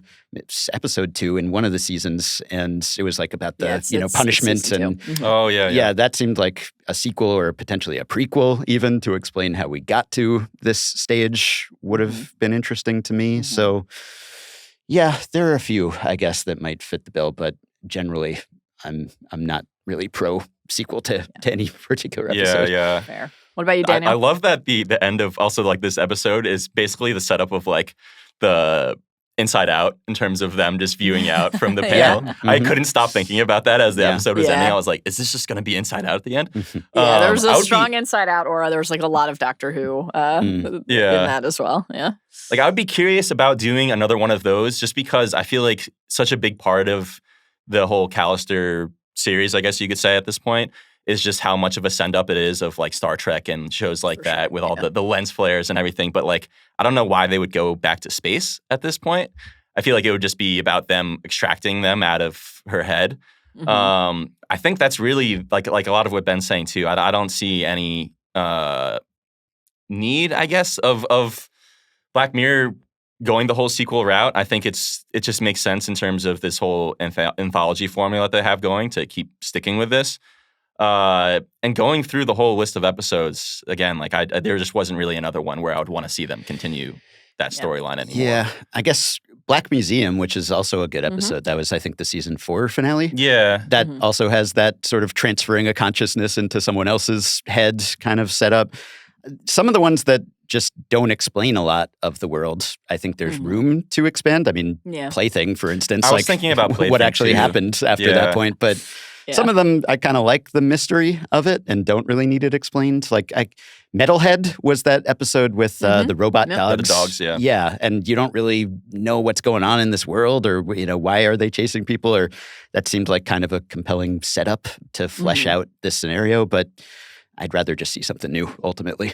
Yeah. I think it would have to, like, to your point about Plaything too, is I think there'd be opportunity to try to, like, fix some of the issues that these individual episodes had in the first place. Like, now they could actually get into what the Throng are and do that. But, like, I don't think I would want to see that because I didn't think this episode was great in the first place. And now you can play the game if you want to. Exactly. Now we could go. What could go wrong? Evolve our own Throng lists. Or Nosedive, the episode that I shouted out earlier, that could maybe be sequel. Like, what happens after you're off the grid, essentially? You're unrateable. Are you happier at that point? What is your life like? But yeah, Brooker said that he has a bunch of ideas for things that he'd like to revisit. So it's hard for me to come. It is a little concerning. There's just so much technology at this point that they could just recycle it and just have new characters and do that. But there's just so many opportunities to just start anew. So we don't want Black Mirror to become our version of Entire History of You, where we were just like rewatching the prior experience back. Like, okay, favorite performance from season 7 specifically, and I'll stick with Callister for a moment. I mean, we already talked about. I loved the Giamatti performance in Eulogy. I did, despite not really liking Plaything, I did like the Capaldi performance. Yeah, me too. Really deranged in a very fun way. This was actually the single easiest pick of any of the categories for me. Jimmy Simpson should win an Emmy for USS Callister Into Infinity for the double Walton. This was like incredible. First of all, just as was the case in the first Callister, genuinely comic. Like, very, very funny, physically funny, witty, rude, acerbic. The bulk of the, oh shit, this is what's really afoot thrust of the plot of the episode also hinges on his character in both realms. Like, what is actually waiting at the core? How did this DNA device come into this company in the first place? Everything with that, but also just the nature of what he is trying to mask or shield or preserve in the real world.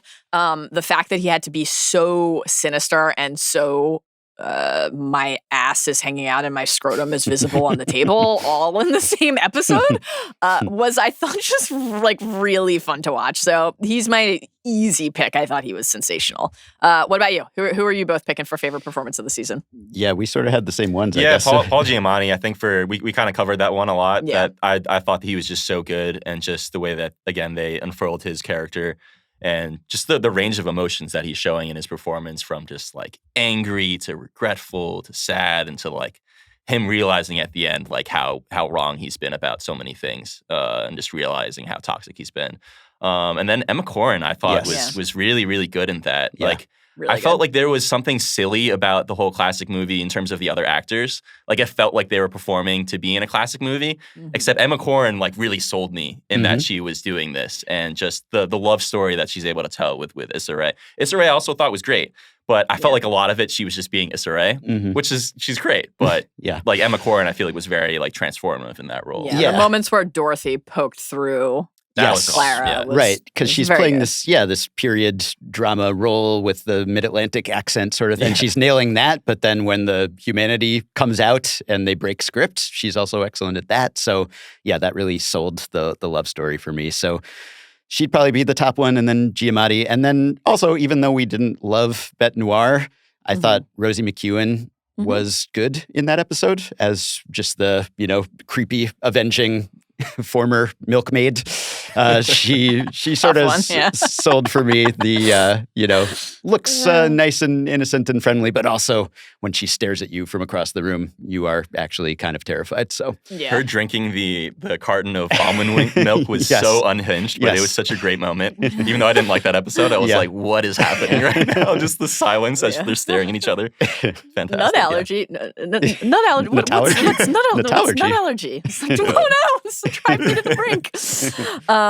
Great picks. A lot of great performances across the entire season. All right, our final Black Mirror category is just favorite in-universe reference or Easter egg. There are always a lot. There were so many this season. They were never more than a couple scenes without something. I'll go first here. I always love the many San Junipero nods. We got a bunch of them here. Mike and Amanda are dining at the Juniper in Common People. Brandy lives on Junipero Drive in Hotel Reverie. The Ned is at St. Juniper's Hospital. Of course, all the Tuckersoft Tucker general corporate behemoth looming stuff across many of these episodes. That's always one of my favorite things. The little winks to San Junipero. But I think my actual pick is. When we see the news broadcast of Walton being taken into custody, we're getting a lot of the Easter eggs on the scroll.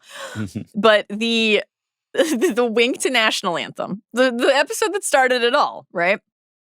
Yeah. Former UK PM Michael Callow enters celebrity vet school was very funny to me.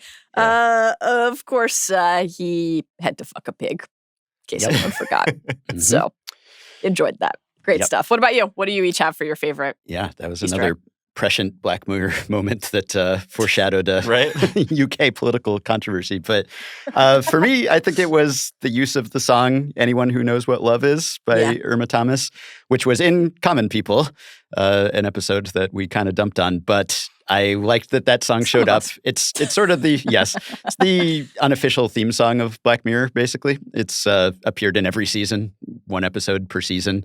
And here it's the lounge singers at the Juniper, another San Junipero reference. And it's almost unrecognizable, the performance. But yeah, that song it just sort of fits perfectly for Black Mirror, just the themes of the show. Like, it's a great song, but also it's slightly unsettling. It's like a love song, but it's about a woman who's staying with a guy even though he doesn't treat her well, and he's kind of defending her. And yeah, it's a fitting, I think, unofficial theme. So I was glad to see it show up again. But I think really all the intra-season references this season were the highlight for me, more so than the callbacks. It just felt like more than ever, the new episodes were all sort of knitted together, just various signs and did a honey tickers and nugs call out chirons. common Hotel people. referee. Right. It helped as sort well. of unite them or make them feel like they were kind of taking place in the same universe. I thought you were going to say, I really want to highlight an MCU Easter egg and talk about how Eulogy was clearly inspired by Tony Stark's barf tech. But that's not what you said. So, Daniel, what about you? For me, I liked the San Junipero ones, but I threw on a couple that we wasn't already listed. I liked the mention of like the autonomous bees in the beginning of Common People, just because I felt like things like that are just cool ways to show that it's all part of the same universe and like teaching it within a class space. The Barney's chicken was one of those moments where I thought it was funny because I was like, was this already in the show? I had this similar moment of what they're experiencing. And I was like, was it Bernie's? Was it Barney's? And then looking up a list of Easter eggs afterwards, I was like, yeah, this has appeared in 4 other episodes of Black Mirror. I thought honestly there was too many Easter eggs in this season. It's getting a little bit too self-referential for me. There were a lot, yeah. There was a lot, especially with San Junipero, and it's great. Great episode. But, remember that episode? Yeah. That was, We did it, a guys. lot of that. Yeah. Yeah, totally fair. It was a lot. Okay, anything else on Black Mirror Season 7 before we shift to The Devil of Hell's Kitchen? I think I'm back in. I'm ready. Season 8. Let's see it. Yeah. Back in enough to anticipate Season 8, but not back in enough to play Thronglets. Or to go back and watch Season 6, probably. You don't need to do that. Yeah, I won't. I would say that if you had some time and you wanted to watch Beyond the Sea. That's the one with Aaron Paul? That's the Aaron Paul, Josh Hart, and Kate Mara one, and that's actually a really good episode. Yeah, that was one I wanted to go back and watch because I can skip love Maisie Day. the actor. Yeah. Okay, we're running long, so we're only going to spend. I don't know. I was going to say we're only going to spend a few minutes, but we'll see. We're going to try to only spend a few minutes talking about Daredevil Born Again, episode 8, which is the penultimate episode of the season because this is a 9-episode season of television.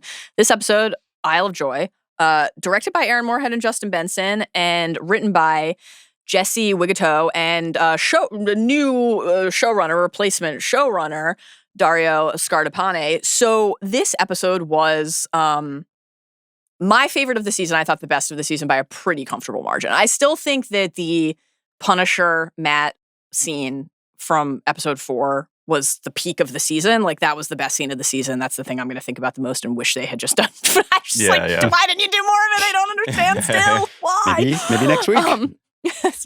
Maybe. Dare to dream. But, the fact that the basically new sub-in replacement show team was the team that made this episode, and this episode worked, I thought quite well, not only to set up the finale, but just more importantly, ultimately, to signal what the future of this series can be, what season 2 will hopefully be like, and what Daredevil might be in the MCU.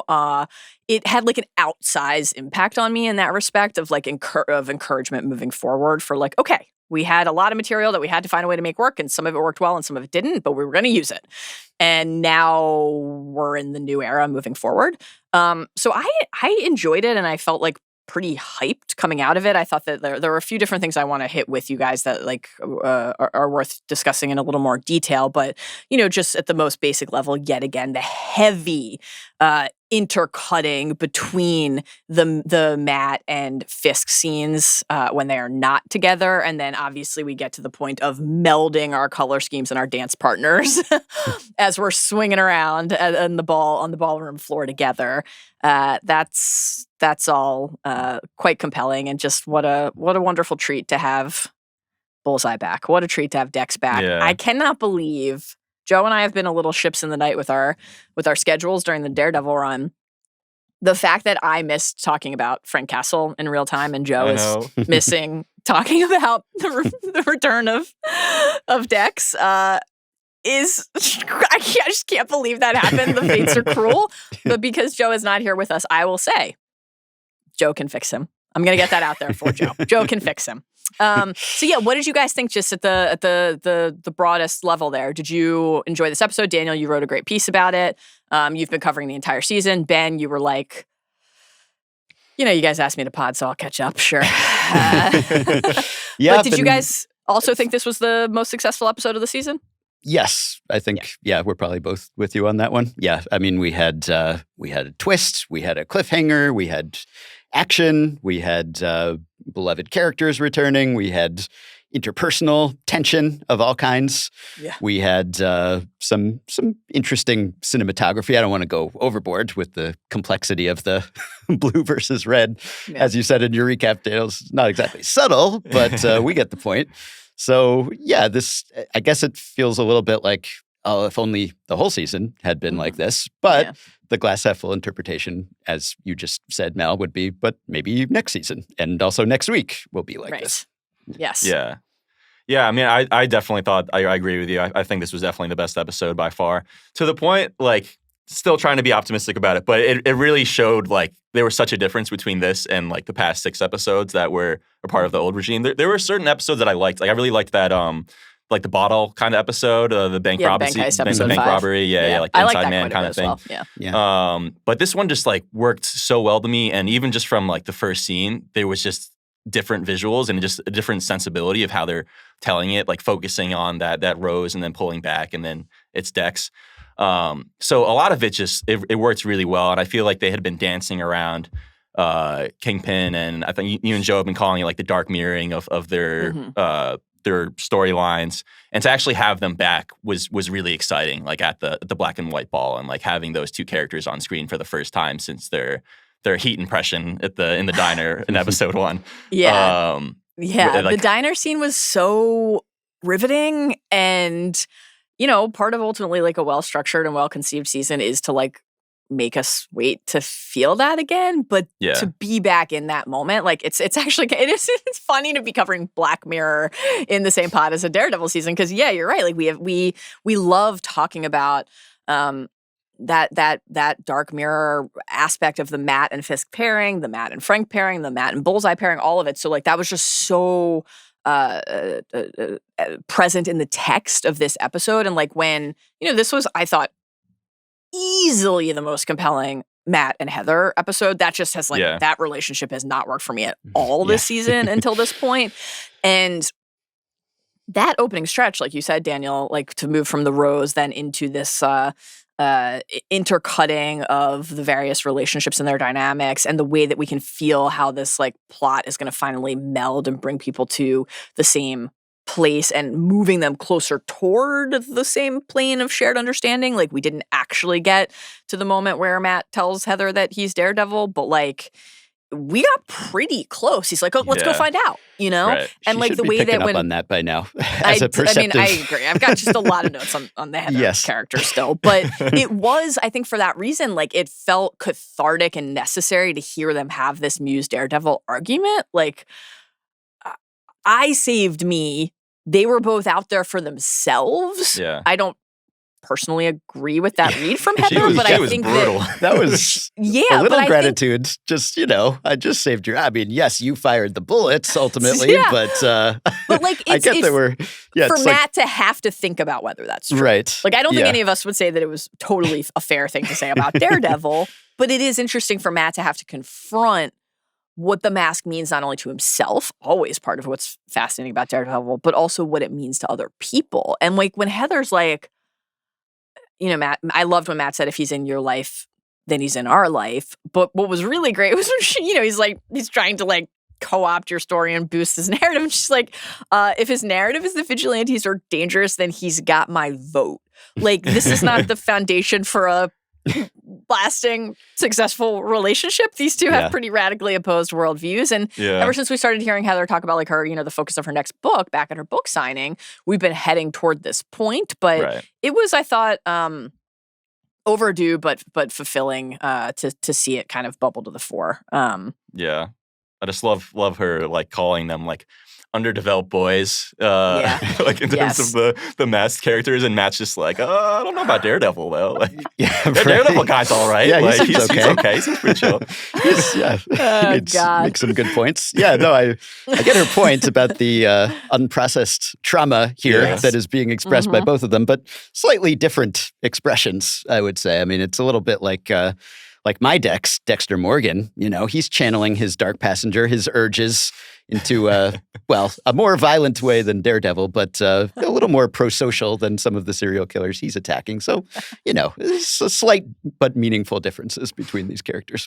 Yes, ultimately. I thought that everything at the ball, just to stick with Matt and Heather for one more moment here, there were some moments where that stretch of the episode, like as we're kind of porting in and out of different tables and conversations, and like we move into the Jack Artemis exchange, and then Jack almost seems like he's like frozen as we like the camera pans.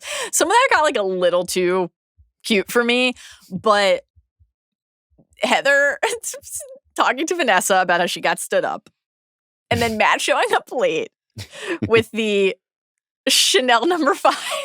So you're not the only one. I'm sorry, I couldn't find you. You're not the only one wearing Chanel number 5. And then the way he was like, yeah, he has like a little giggle afterwards. I thought was just great. And the like, you're not listening sequence was, I thought, hysterical. Yeah. Like that was like some of the best stuff they've done this season. And this is like what I really love. I mean, Charlie Cox's Matt Murdock is just, it's wonderful and a favorite. One of the things that like Joe and I really love talking about in the Primer pod, and that I really love about this version of Matt Murdock and Matt Murdock in general, is like he actually is like really flawed and does a lot of things where you're like, Matt, why'd you do it that way? And this was one, right? Where you're like, Matt, you're trying to convince her that like you're not as emotionally and physically distant as she's claiming, but like in real time, immediately twice in that conversation, you really can't had to help hear those but conversations, though. That's crucial plot points. It is. I know. We needed him to do that, but Heather needed him to be more present in their relationship. God damn it. That was great. What about the Vanessa and Fisk part of it? Because obviously Heather and Matt are not the only couple. We're really working through it. Tough stuff for our guy Adam and his very capable and memorable fingers. We've been tracking all season the presence of Rabbit in a snowstorm. We got another little bit of Rabbit in the snowstorm action, not only panning across the portrait of the painting many times, but made a new one with Adam's brain splattering all over the wall of his jail cell. What did you guys make of Vanessa's choice? What did you make of Fisk's declaration? This is a real like connected to the iconic season 1 Netflix moment. Like I'm not a monster, am I? I'm better than I was. I am. The way he's not only trying to convince her, but himself. I'm really eager when we get to the ballroom part of it to talk about how we think he's going to respond to her having kept the Foggy decision from him, which is, of course, a violation of the pledge that Matt and Fisk made very memorably in the season 3 finale that Fisk then recalled in the heat scene, Daniel, as you said, in the diner scene. Like, I told you I wasn't going to do that, and I didn't do it. Yeah. So we have like a new, potential for a little bit of a fracture there. But Vanessa's decision not to pick up the key, but to pick up the gun. What did you guys make of it? I'm always rooting for these two. Apologies to Adam. Like, I'm always rooting for honestly. These two. Just great to see them get back together. And they could have saved all that counseling time and money. All they needed to do was just bond over murdering a former lover. Well, Buck Cashman would say that they had their agenda, and it was being able to knock on the door of Matt Murdock's apartment whenever they damn well pleased to give Heather an invite to a ball. So as you said in your recap, tough sell that, I'm better than I was, when better is merely imprisoning someone indefinitely. The guy in the cage is rather right there. than executing him. I mean, it's progress, baby steps, I guess. But I guess, it was a demonstration of loyalty. It was very final turning the page on that interlude in the relationship. And so, it does then make you wonder, yes, like, will they have to go back to counseling after the revelation in the finale, presumably? And will Heather be up for that at that point? So the relationship will be tested, but seems like they're getting along great. You know, you had the kind of fake out with Vanessa betraying Wilson, but not really, and actually setting up the murder. And then, you know, they're just on the same page. They're just vibing. They're a power couple right now in the spotlight at the ball. So great to see them back together. Don't know how long it will last. Yeah, I feel like big picture for Vanessa, I think a lot of it works in the sense that I like that they're giving her character her own storyline and like her own arc in a sense that she has this more power that she was given while Fisk was gone. But for me, it hasn't worked across the whole season because they just haven't shown her enough. Like outside of like, there's been a few like the dining table scenes where they're talking or the therapy sessions, obviously. But there just hasn't been enough of like purely like what's Vanessa think about all of this. So I liked that they started this episode with having her have this choice and having her actually shoot him in that way was like, you're seeing her, she's changed. This is not the same Vanessa that she was in the original Daredevil series. And I'm glad that they're starting to do a little bit more of that now, but I wish this was something that was there throughout the whole season. But as now that we're getting to the end of the season, I'm glad that they're starting to tie that relationship up a little bit more. It was interesting to hear Fisk, you know, in the opening of this episode, like, give her some of what she had needed, which is just the active, I'm not going to like cover and say like, we got to maintain this distance. It's an active embrace again of their role in controlling in a public and visible and quote unquote like official and sanctioned way. And then in all of these other ways as well, the city, and for him to like credit her, right, for the work that she had done and the thing that she had maintained and built rather than like to shift out of that period of resentment, the secrets, the abandonments, the respective betrayals into like, you kept it afloat and we're here because of you, to then shift to a moment where it's revealed anew at the end of the episode that there has been a level of withholding. Yeah. It felt very interesting. I think like, you know, in terms of your point, Daniel, about how Vanessa's character has evolved, like, you know, when we see her in season 3, like choose to go into that control room and say, show it all to me, like that part of just the kind of natural then continued evolution of her desire, to whether it's to have her hand at the head of the table or on the trigger or whatever the case may be. That's been one of the more successful parts of the season to me. I think I liked the counseling scenes more than a lot of people did, just because like quivering voice Fisk talking about how much he loves his wife is just always one of my favorite parts of the Daredevil television universe. But the characters, what you were saying made me think of, Daniel, is Cherry and Kirsten in terms of the like, who are the characters who have suffered this season from just us not getting nearly enough That's time. definitely a bigger issue than with Vanessa. them. Yeah. So like, where are you guys with, because, you know, the Midnight Boys, pew, gave Daniel a pause and everything. I know, you even looked at me. Caught us unaware. I looked at you I really was trying to cut you off in the pew that time. Damn. The guys had a conversation on their instant reaction pod about this and about how this episode felt like a little bit of a leveling up. We were getting a little bit more out of Cherry, that this has been something they were waiting for. And I thought the conversation between Cherry and Matt at Josie's was like, you could feel the friendship between them and you could feel the history between them. Same thing with Kirsten when she pulls Matt aside and he's like, you know, this thing that we're doing, like, just what is all this? Which was then another version of when he had said to Heather last episode, like, this to me just all feels kind of fake. And I've kind of the meta commentary of that for this like new version of the show versus the thing we got before is interesting. But you know, we just have, I think, not gotten nearly enough from Cherry and Kirsten to even attempt to say these are the relationships of consequence in Matt's life compared to Foggy and Karen. And as much as I liked this episode overall, I think still with one episode to go in the season, that remains just an undeniable shortcoming of the season and failure of the season to like try to even replicate or measure up to or even approximate that thing. And if the part of the point was that wasn't going to be possible because of who Matt and Karen, who Foggy and Karen were to Matt, then making that a little bit more of like an active thing that Matt is reflecting on. And like the guys talked about, part of what we've just really been missing, and this is why what you were just saying made me think of it, Daniel, is just literally any time with those characters. Yeah. Outside of a conversation with Matt about how he's either being a bad lawyer that day or shouldn't be returning to being Daredevil that day. Like it's just, that's been it. So whenever you see him, even if there's more screen time, it's the same. It's just, are you okay, Matt? You seem like you're not doing great. Seems like you're blowing up your life. Yeah, maybe I am. We've seen that conversation a few times this season. Yeah. Like Mal, I know you and Joe have talked about this a lot in previous episodes too, but it really just feels like Cherry and Kirsten are just serving the same purpose, the same function in terms of the story that Foggy did. And it's like at that point, I kind of just wish Foggy was around because there already is so much built in, and like they just didn't give them enough of a chance to even try to fill in that role at all, because there's not a single scene that I can think of where, like, maybe for Cherry it's like when he was picking up the their witness in like episode 3.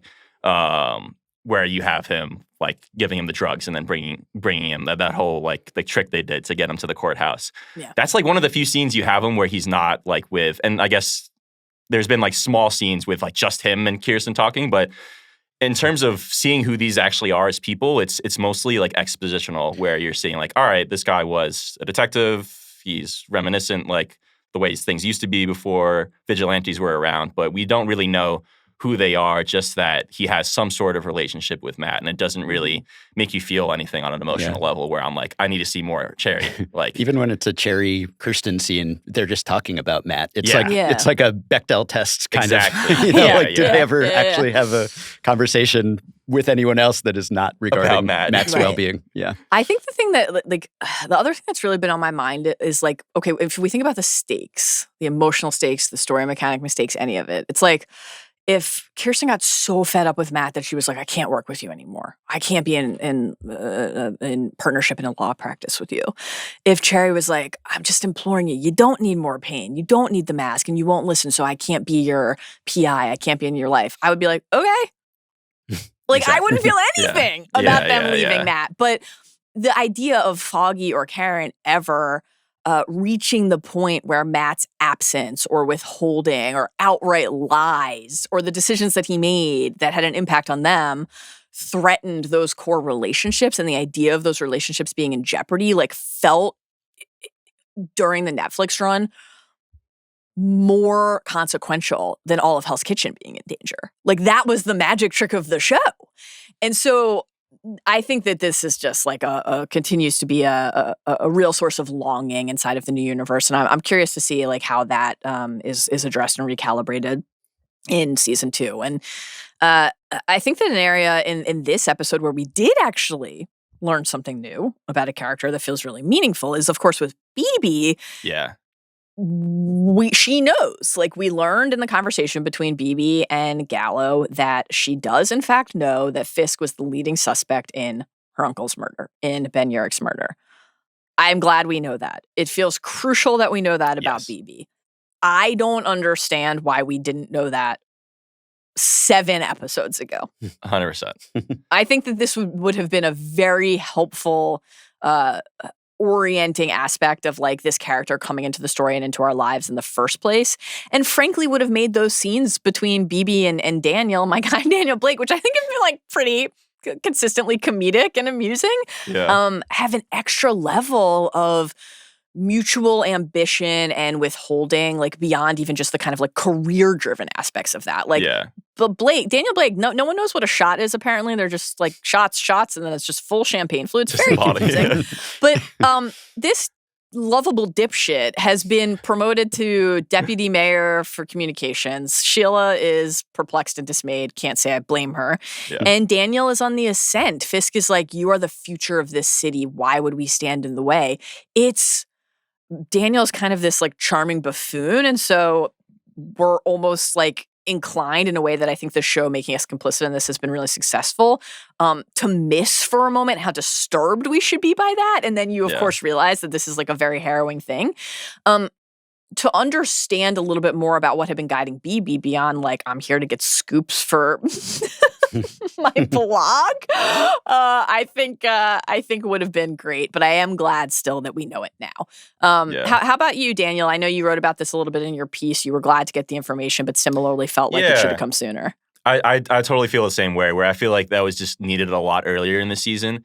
I'm glad it's here, because it's one of those things where you can definitely like kind of intuit that like she's playing Daniel Blake from the whole like especially like after the whole club scene where the next morning it's like, oh Tequila shit, and I leaked this. Whoops. Yeah, I'm in trouble.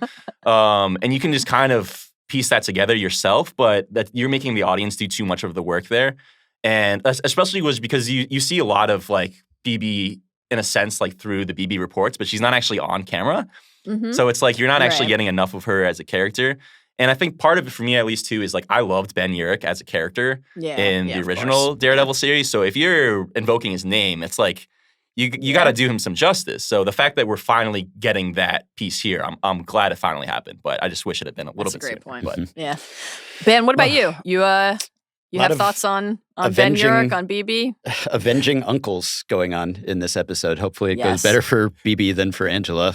But yeah, I mean, I guess it makes sense to save some sort of reveal, potentially. I mean, there was already a twist in this episode, and there's a semi-twist with BB, but I agree that probably that dynamic might have worked a bit better if we had understood her motivations. But then again, if we were fooled by them, and I don't know whether viewers were for the most part, but if they were, then you're kind of in the same boat as the people that she's playing for information here. So I don't hate it. That's a really good point, is like,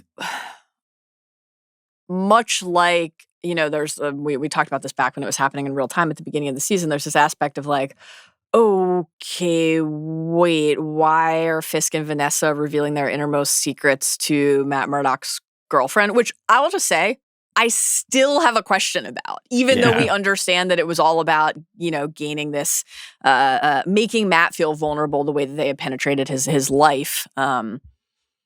I'm sorry to say penetration while talking about Heather and Matt. We still haven't gotten nearly enough sex from those two, though, you know, the shower scene.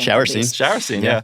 But it cut off too soon. Yeah. I'm sorry. It cut implied, off too soon. Yeah, I know. But why? You guys remember the boxing ring?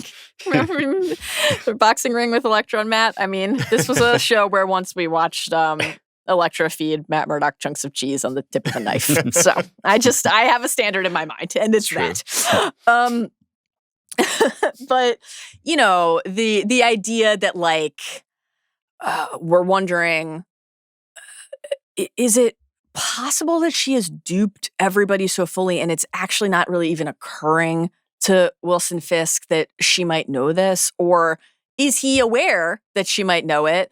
And thus, he considers it more important to have her visibly in his orbit, in there, in front, at the confirmed desk. The wood has been marked and confirmed by Vanessa's keen artistic eye to say, like, okay, you want to get close to me because you're after me. Well, I'm going to keep an eye on you.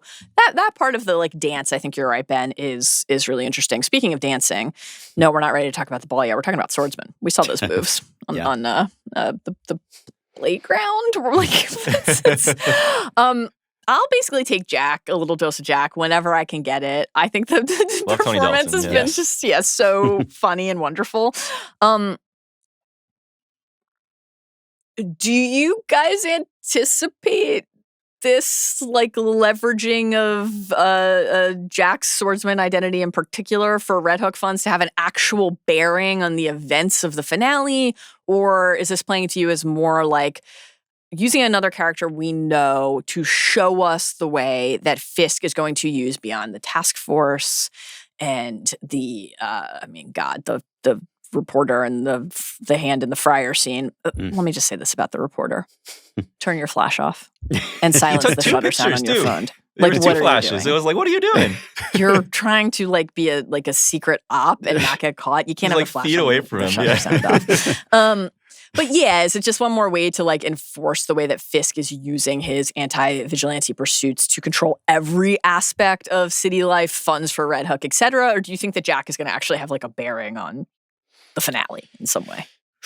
I'd like to think that this isn't just another example of just a reference to another Marvel entity for no particular reason, just a character we recognize. I don't mind because again, Tony Dalton. But it did seem like it was just sort of trying to convey how Fisk has come up in the world. I don't know that it was necessary because there was the other scene with the socialite who basically like talked down to him earlier in the season and then now is cowed by him and shows up out of fear.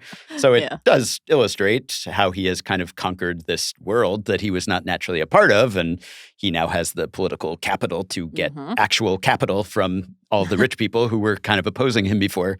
Right. But it seems like there might be another reason to have, I would hope, that there will be, with all the vigilante stuff that's going on here, one would hope that we will get to see some swordsmen other than the brief footage that we've gotten thus far. I hope. Yeah, this is where I will plead the fifth. Matt, we talked about this a little bit already. Yeah, I saw it way back, when Disney gave us like a week or so to watch the. Shh, sip it. Don't even. We don't want any tipping. Say nothing. Nothing.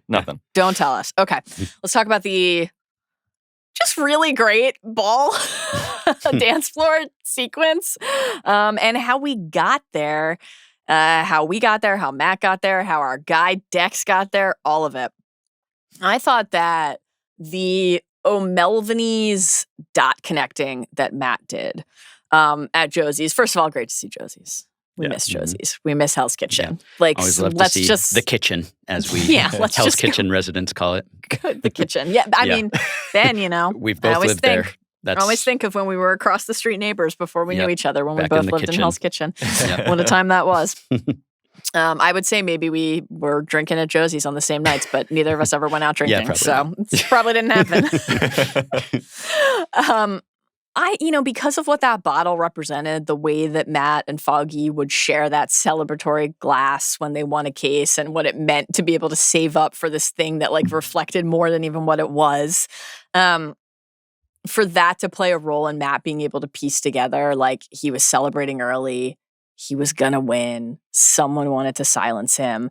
Just like any of the moments in the season where Foggy has been like actively on Matt's mind, like holding the card in his hands, I've appreciated and found nice. I have to be honest that like just hearing Matt say "dumb Benny" again was like kind of silly, and I'm like, okay, sure, we've got like an hour left, but yeah.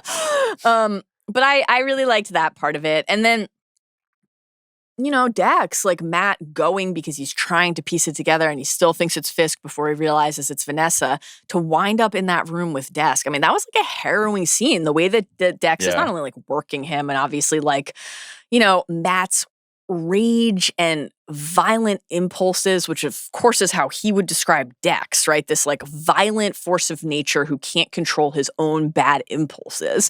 And then Matt is the one slamming Dex's head into the table so that he's able to then loosen his own tooth to, and frankly, just astonishing velocities, hurl into the eye of the guard. It was great stuff, wild stuff. I thought like that moment when Dex was like, in another life you would have been defending me, right? Like, isn't that what good men do? Defend their worst enemies, which on the one hand just helps set up Matt jumping in front of Fisk to take a bullet for his worst enemy. But also like when Matt is forced to look into one of those dark mirrors and assess something about himself, it is always when the show is at its best. So I really love that Dex scene and just all of those different elements that got all of the key figures to the dance at the end. What did it do to both of you to see Benjamin Poindexter back in the fray, shooting teeth into people's eyeballs? Yeah, I mean, for me, it's so tough because I keep on trying to just evaluate this show on its own. You can't. And the way and it's impossible. Exactly. Yeah. It's just so hard because so much of what I love about this episode is how it's finally tying back to the first episode, which is thereby just tying it back to the original series. Yeah. And like Dex is such a great villain in that third season of Daredevil. Like I like went back and rewatched a little bit more of it in preparation for it, and there's just so much that you get with Dex, whether it's like the way that they go back in his life through therapy, just all the scenes that are with him and Julie. And you just get to understand who this character is so much in a way that you didn't with Muse, especially. And seeing him back here, you still have all of that character development. Or it's like a cheat code. You have all of that built in already because of the original Daredevil series. And because of that, seeing them back together in that room and like them talking again, it just like works so well for me. Yeah. And it's tough, you know. It's because this is a different series, so it's like it was missing. The middle episodes missed a lot of that, where they're really building. There's some things I liked about the whole Muse storyline, but ultimately for him to really be introduced and killed in the same episode was like, it totally fell flat for me. Yeah, I think to your point, Daniel, Ben, I want to hear your thoughts on Bullseye, but like to that point, Daniel, I think like one of the things that really made that visiting Dex in prison scene so successful was like, you can't. Not only can we not ignore that the first 3 seasons of the Netflix series existed, but like they're inviting us to think about it because it's ultimately was rolled out as like a continuation of that show. But the thing is like, and so of course you can't watch what happened on the roof in the first episode and appreciate it fully without the history of those characters from the first 3 seasons. You can't. So I'm not implying you can. But what is true that when you're watching this episode, something from this season of TV is very top of mind also, which is Matt Dex is the person to remind Matt not only of the great loss of losing Foggy, but of Matt losing himself. He did the thing he said he would never do. Yeah. He pushed him off the roof. And just because he ended up, because of his augmentations, surviving it doesn't mean that Matt didn't intend to kill him. And so Matt has to stare that truth in the face. And that was something that happened in this season. And so it was one of the more successful new story melded with our history and old story that we've gotten so far. So I think that was part of why it worked really well too. Ben, listen, this is a baseball origin story ultimately. It is. And you're a baseball expert. So where are you with Dex at this point, 8 episodes into Born Again? Were you happy to see him? Yes, I guess it reflects the difference in creative teams and just the degree of the connective tissue to the preceding series, as opposed to wanting this to stand on its own. And I think even though I am generally in the camp of, hey, let's do something new, not the same thing that we've seen before, I think if, as Daniel said, you sort of fail to establish the new character, the new villain as, tall order to try to make up for several existing seasons in one season. But even by those standards, it felt almost like, the Muse, it was kind of like our Black Mirror complaints about some episodes where it was like, that's it. That's the reveal and it's over. And so it just wasn't really developed enough to be satisfying. Mm-hmm. So I like that here at the end of the season and potentially in future seasons, they've just kind of said, okay, people like these characters and they like the history of these characters. And so we're just going to focus on the people that you like and actually want to see on the screen here.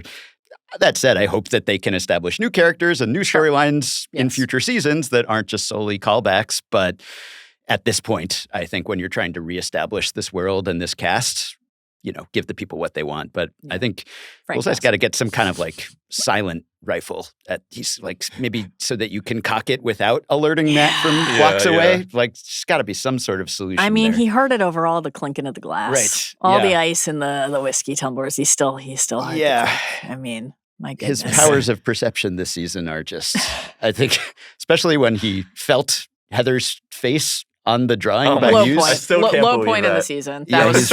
He's really leveled up. I'm not over from that, a sensory perspective. So that was. If we had the pendants from Bête Noire and could make a reality where something changed, I would change that happened in this season of Daredevil Born Again.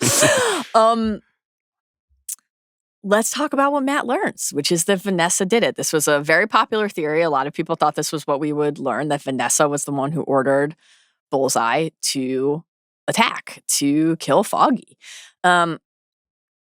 This is new to Matt, and it certainly seems like Fisk does not know. So Matt takes the bullet, but there's an information hail of bullets coming here too. I don't want to frame this as like predict because of what you just reminded us of, Daniel, that you've long ago, and it's not necessarily all fresh, but you have seen the finale. So we're not going to frame it as like, where's this heading, but more, what does it mean, right? What does it mean for these characters, given the pledge that Fisk and Matt made, as we all love to talk about, while Vanessa was just sort of like in the room, kind of like not getting out of harm's way in the season 3 finale. This is like a known thing. They all know that this was the bargain that they made, right? there was a violation of this, and then that information was not shared with Fisk. So my feeling on their relationship and where they are now is not that Fisk would be like, okay, I could forgive you for Adam, but not for this. It's that their devotion to each other will always be supreme. Like, it will always find a way through whatever obstacle emerges in front of it, and that they will, at the end of the day, despite their maybe disappointment in each other and resentment of something that the other person did, be able to like justify their bad behavior to themselves and their bad behavior to each other because they care about each other that much. Maybe that's just what I want to believe, but that sort of is the story so far, right? So I'm not necessarily, perhaps foolishly, but I'm not necessarily worried that Fisk is going to be like, we're done now because you violated my pledge to Matt Murdock. That just doesn't seem like likely to me. I'm trying not to look at Daniel's eyes and what he might be like. I'm trying to just give a poker face right here. Into my head. But I do think it's notable just given its proximity to the we've finally worked through it all. We put it all out there. We said the things that we needed to say. And now here we are turning the page on the next chapter of our life, and then to be kind of sucked right back in and subsumed by not just the specific thing, but more the idea that there's something always waiting around the corner for them to be like surprised by inside of their relationship feels really interesting to me. And Matt like taking the bullet, I would be I'm zooming and Freeman. It's like, that feels more like shoulder to me than vital organ. Like, I just feel like we're still going to see Matt Murdock in the Daredevil suit in the finale and that we kind of have to. And I guess the idea of him being slightly wounded is, it's always interesting. You know, so much of season 3 was like Matt barely functioning, like insisting on going out and finding a way to fight anyway. So I kind of like when we see him in that state. But yeah, what stood out most to you from Matt learning this truth about Vanessa and the fact that Fisk doesn't know it yet? Yeah, it did seem like the score was even after each of them betrayed the other and then kind of made amends. So Vanessa betrayed Wilson with Adam's magic hands and then made up for that by executing him. And Wilson betrayed her by leaving and then came back and reaffirmed his commitment to her. And so now they're finally just, you know, speaking to each other and cooperating and collaborating. And then this wrench gets thrown in.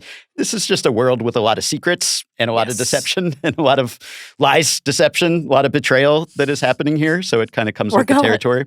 Yeah, it did feel to me like, as you said, people had proposed that this might be the twist, given the investigative skills that Matt has, the fact that this possibility didn't occur to him seemingly before this reveal.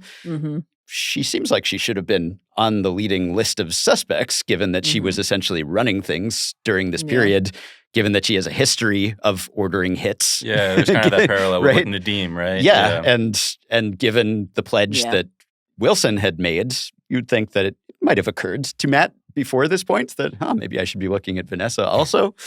I like that, you know, she's wearing the red dress at the end now when we get the mirroring there of the colors and everything. So, yeah, you would think that there would have to be some sort of bullseye Daredevil showdown in costume again, kind of bringing things full circle from the premiere. Not looking at Daniel either, but probably also there's some sort of showdown with Matt and Vanessa, or is it Matt and Wilson, or is it both Fisk's tag team, or did they turn on each other? There are just a lot of different ways that this could go. Yeah. I liked how they were kind of leveraging that information against each other when there's the partner swap. That was so funny when Fisk and Heather were just sort of like swaying. The side dancing. Yeah, no, that was hilarious. I also just really like that moment too where Fisk is just kind of speaking, like knowing that Murdock is going to hear it. That was He's like talking to him. Yeah. And like Murdock is like listening and Heather's like, what's going on? Like there are a lot of really cool storytelling things I feel like they did. Just in general with sound, I like a lot of what they do. Like even with Matt hearing Vanessa's heartbeat starting to rise, like starting to get faster as she's trying to tell him about what she's done. Yes. So a lot of that worked well for me too. Again, like going back to what I was saying earlier with Vanessa, I still wish I just like seen a little bit more of her throughout the season. So it's like you get a little bit more. I don't know. They might have tipped their hand a little bit too much that way, but just to get a little bit more insight into where she is right now, because I really liked that moment at the end of that episode where that test of loyalty where she turns on Luca. Finally getting Luca out of the picture, Thank which God. was needed to happen. Thank you for your earlier, service, honestly. Vanessa. Thanks, Bob Cashman. Yeah, but like I think she's been great in her small moments. So like it was fun for me to see that come back around. Yeah, and I feel like, I mean, we'll find out in mere days, but you know, how much of this ends up being about dumb Benny and the actual like Five Families crime lord aspect of what's going on in running New York, and how much of it was almost like, are we going to find out that Vanessa was like, yeah, no, of course I knew that was your pledge and that was the point. You left me, and so I wanted to blow up this thing that was like sacred to you because you weren't here. You hurt me, so I was going to hurt you, and almost will feel like a continuation of this closure from this wound. But I like, you know, one of the things that I really enjoy about Vanessa as a character is that she stands her ground, whether it's with Fisk or whether it's with Matt in this moment. Like when he's like, does he know you had Foggy killed? And she's just like, she's not like, I'm going to, excuse me, I have to go powder my nose. She's like, does Heather know you're Daredevil? Right? Like she's just always ready to fight back. Grabs his like bow tie like that too. The little flick off of that was so funny to me. Yeah, so that was really good. So curious to see what happens in the finale. We're not going to ask Daniel. I'm tempted to ask Daniel if Matt finally goes to church. That's really, honestly, of all I will not the say things, anything.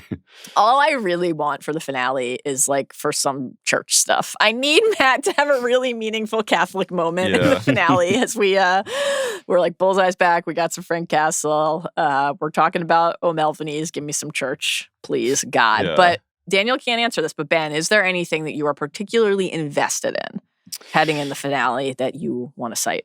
Well, aside from everything we've talked about with the Wilson and Vanessa relationship and Matt and their whole triangle, whatever quadrangle it is with Heather, I guess also whether when Heather finds out, presumably, which probably should have happened by this point.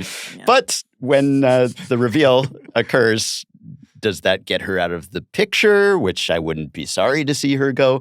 Yeah. Or does that lead to some reframing of this relationship in her mind? If that is the last straw for her, does that open the fridge for Karen to come out at some point, potentially? Or, you know, I'd also like to see some punishing happen in the finale, as you mentioned. Just Punisher punishing the imitators, the posers who were using his logo without attribution, without infringing on his trademark. So I'd like to see him come back and sort of set up a bigger role for him, or you know, other roles for him. I hope they're not going to save all of it for the Punisher special. Let's give us a little bridge in the finale, please. Yes.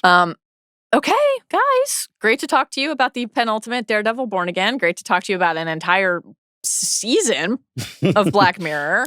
We crammed in a lot. It was a blast. Thank you both not only for joining for today's podcast, but again, Ben, thank you for braving the great outdoors. Everyone We're proud of you. appreciates my sacrifice. Now that I know where the studio is, I could come back anytime. Will you?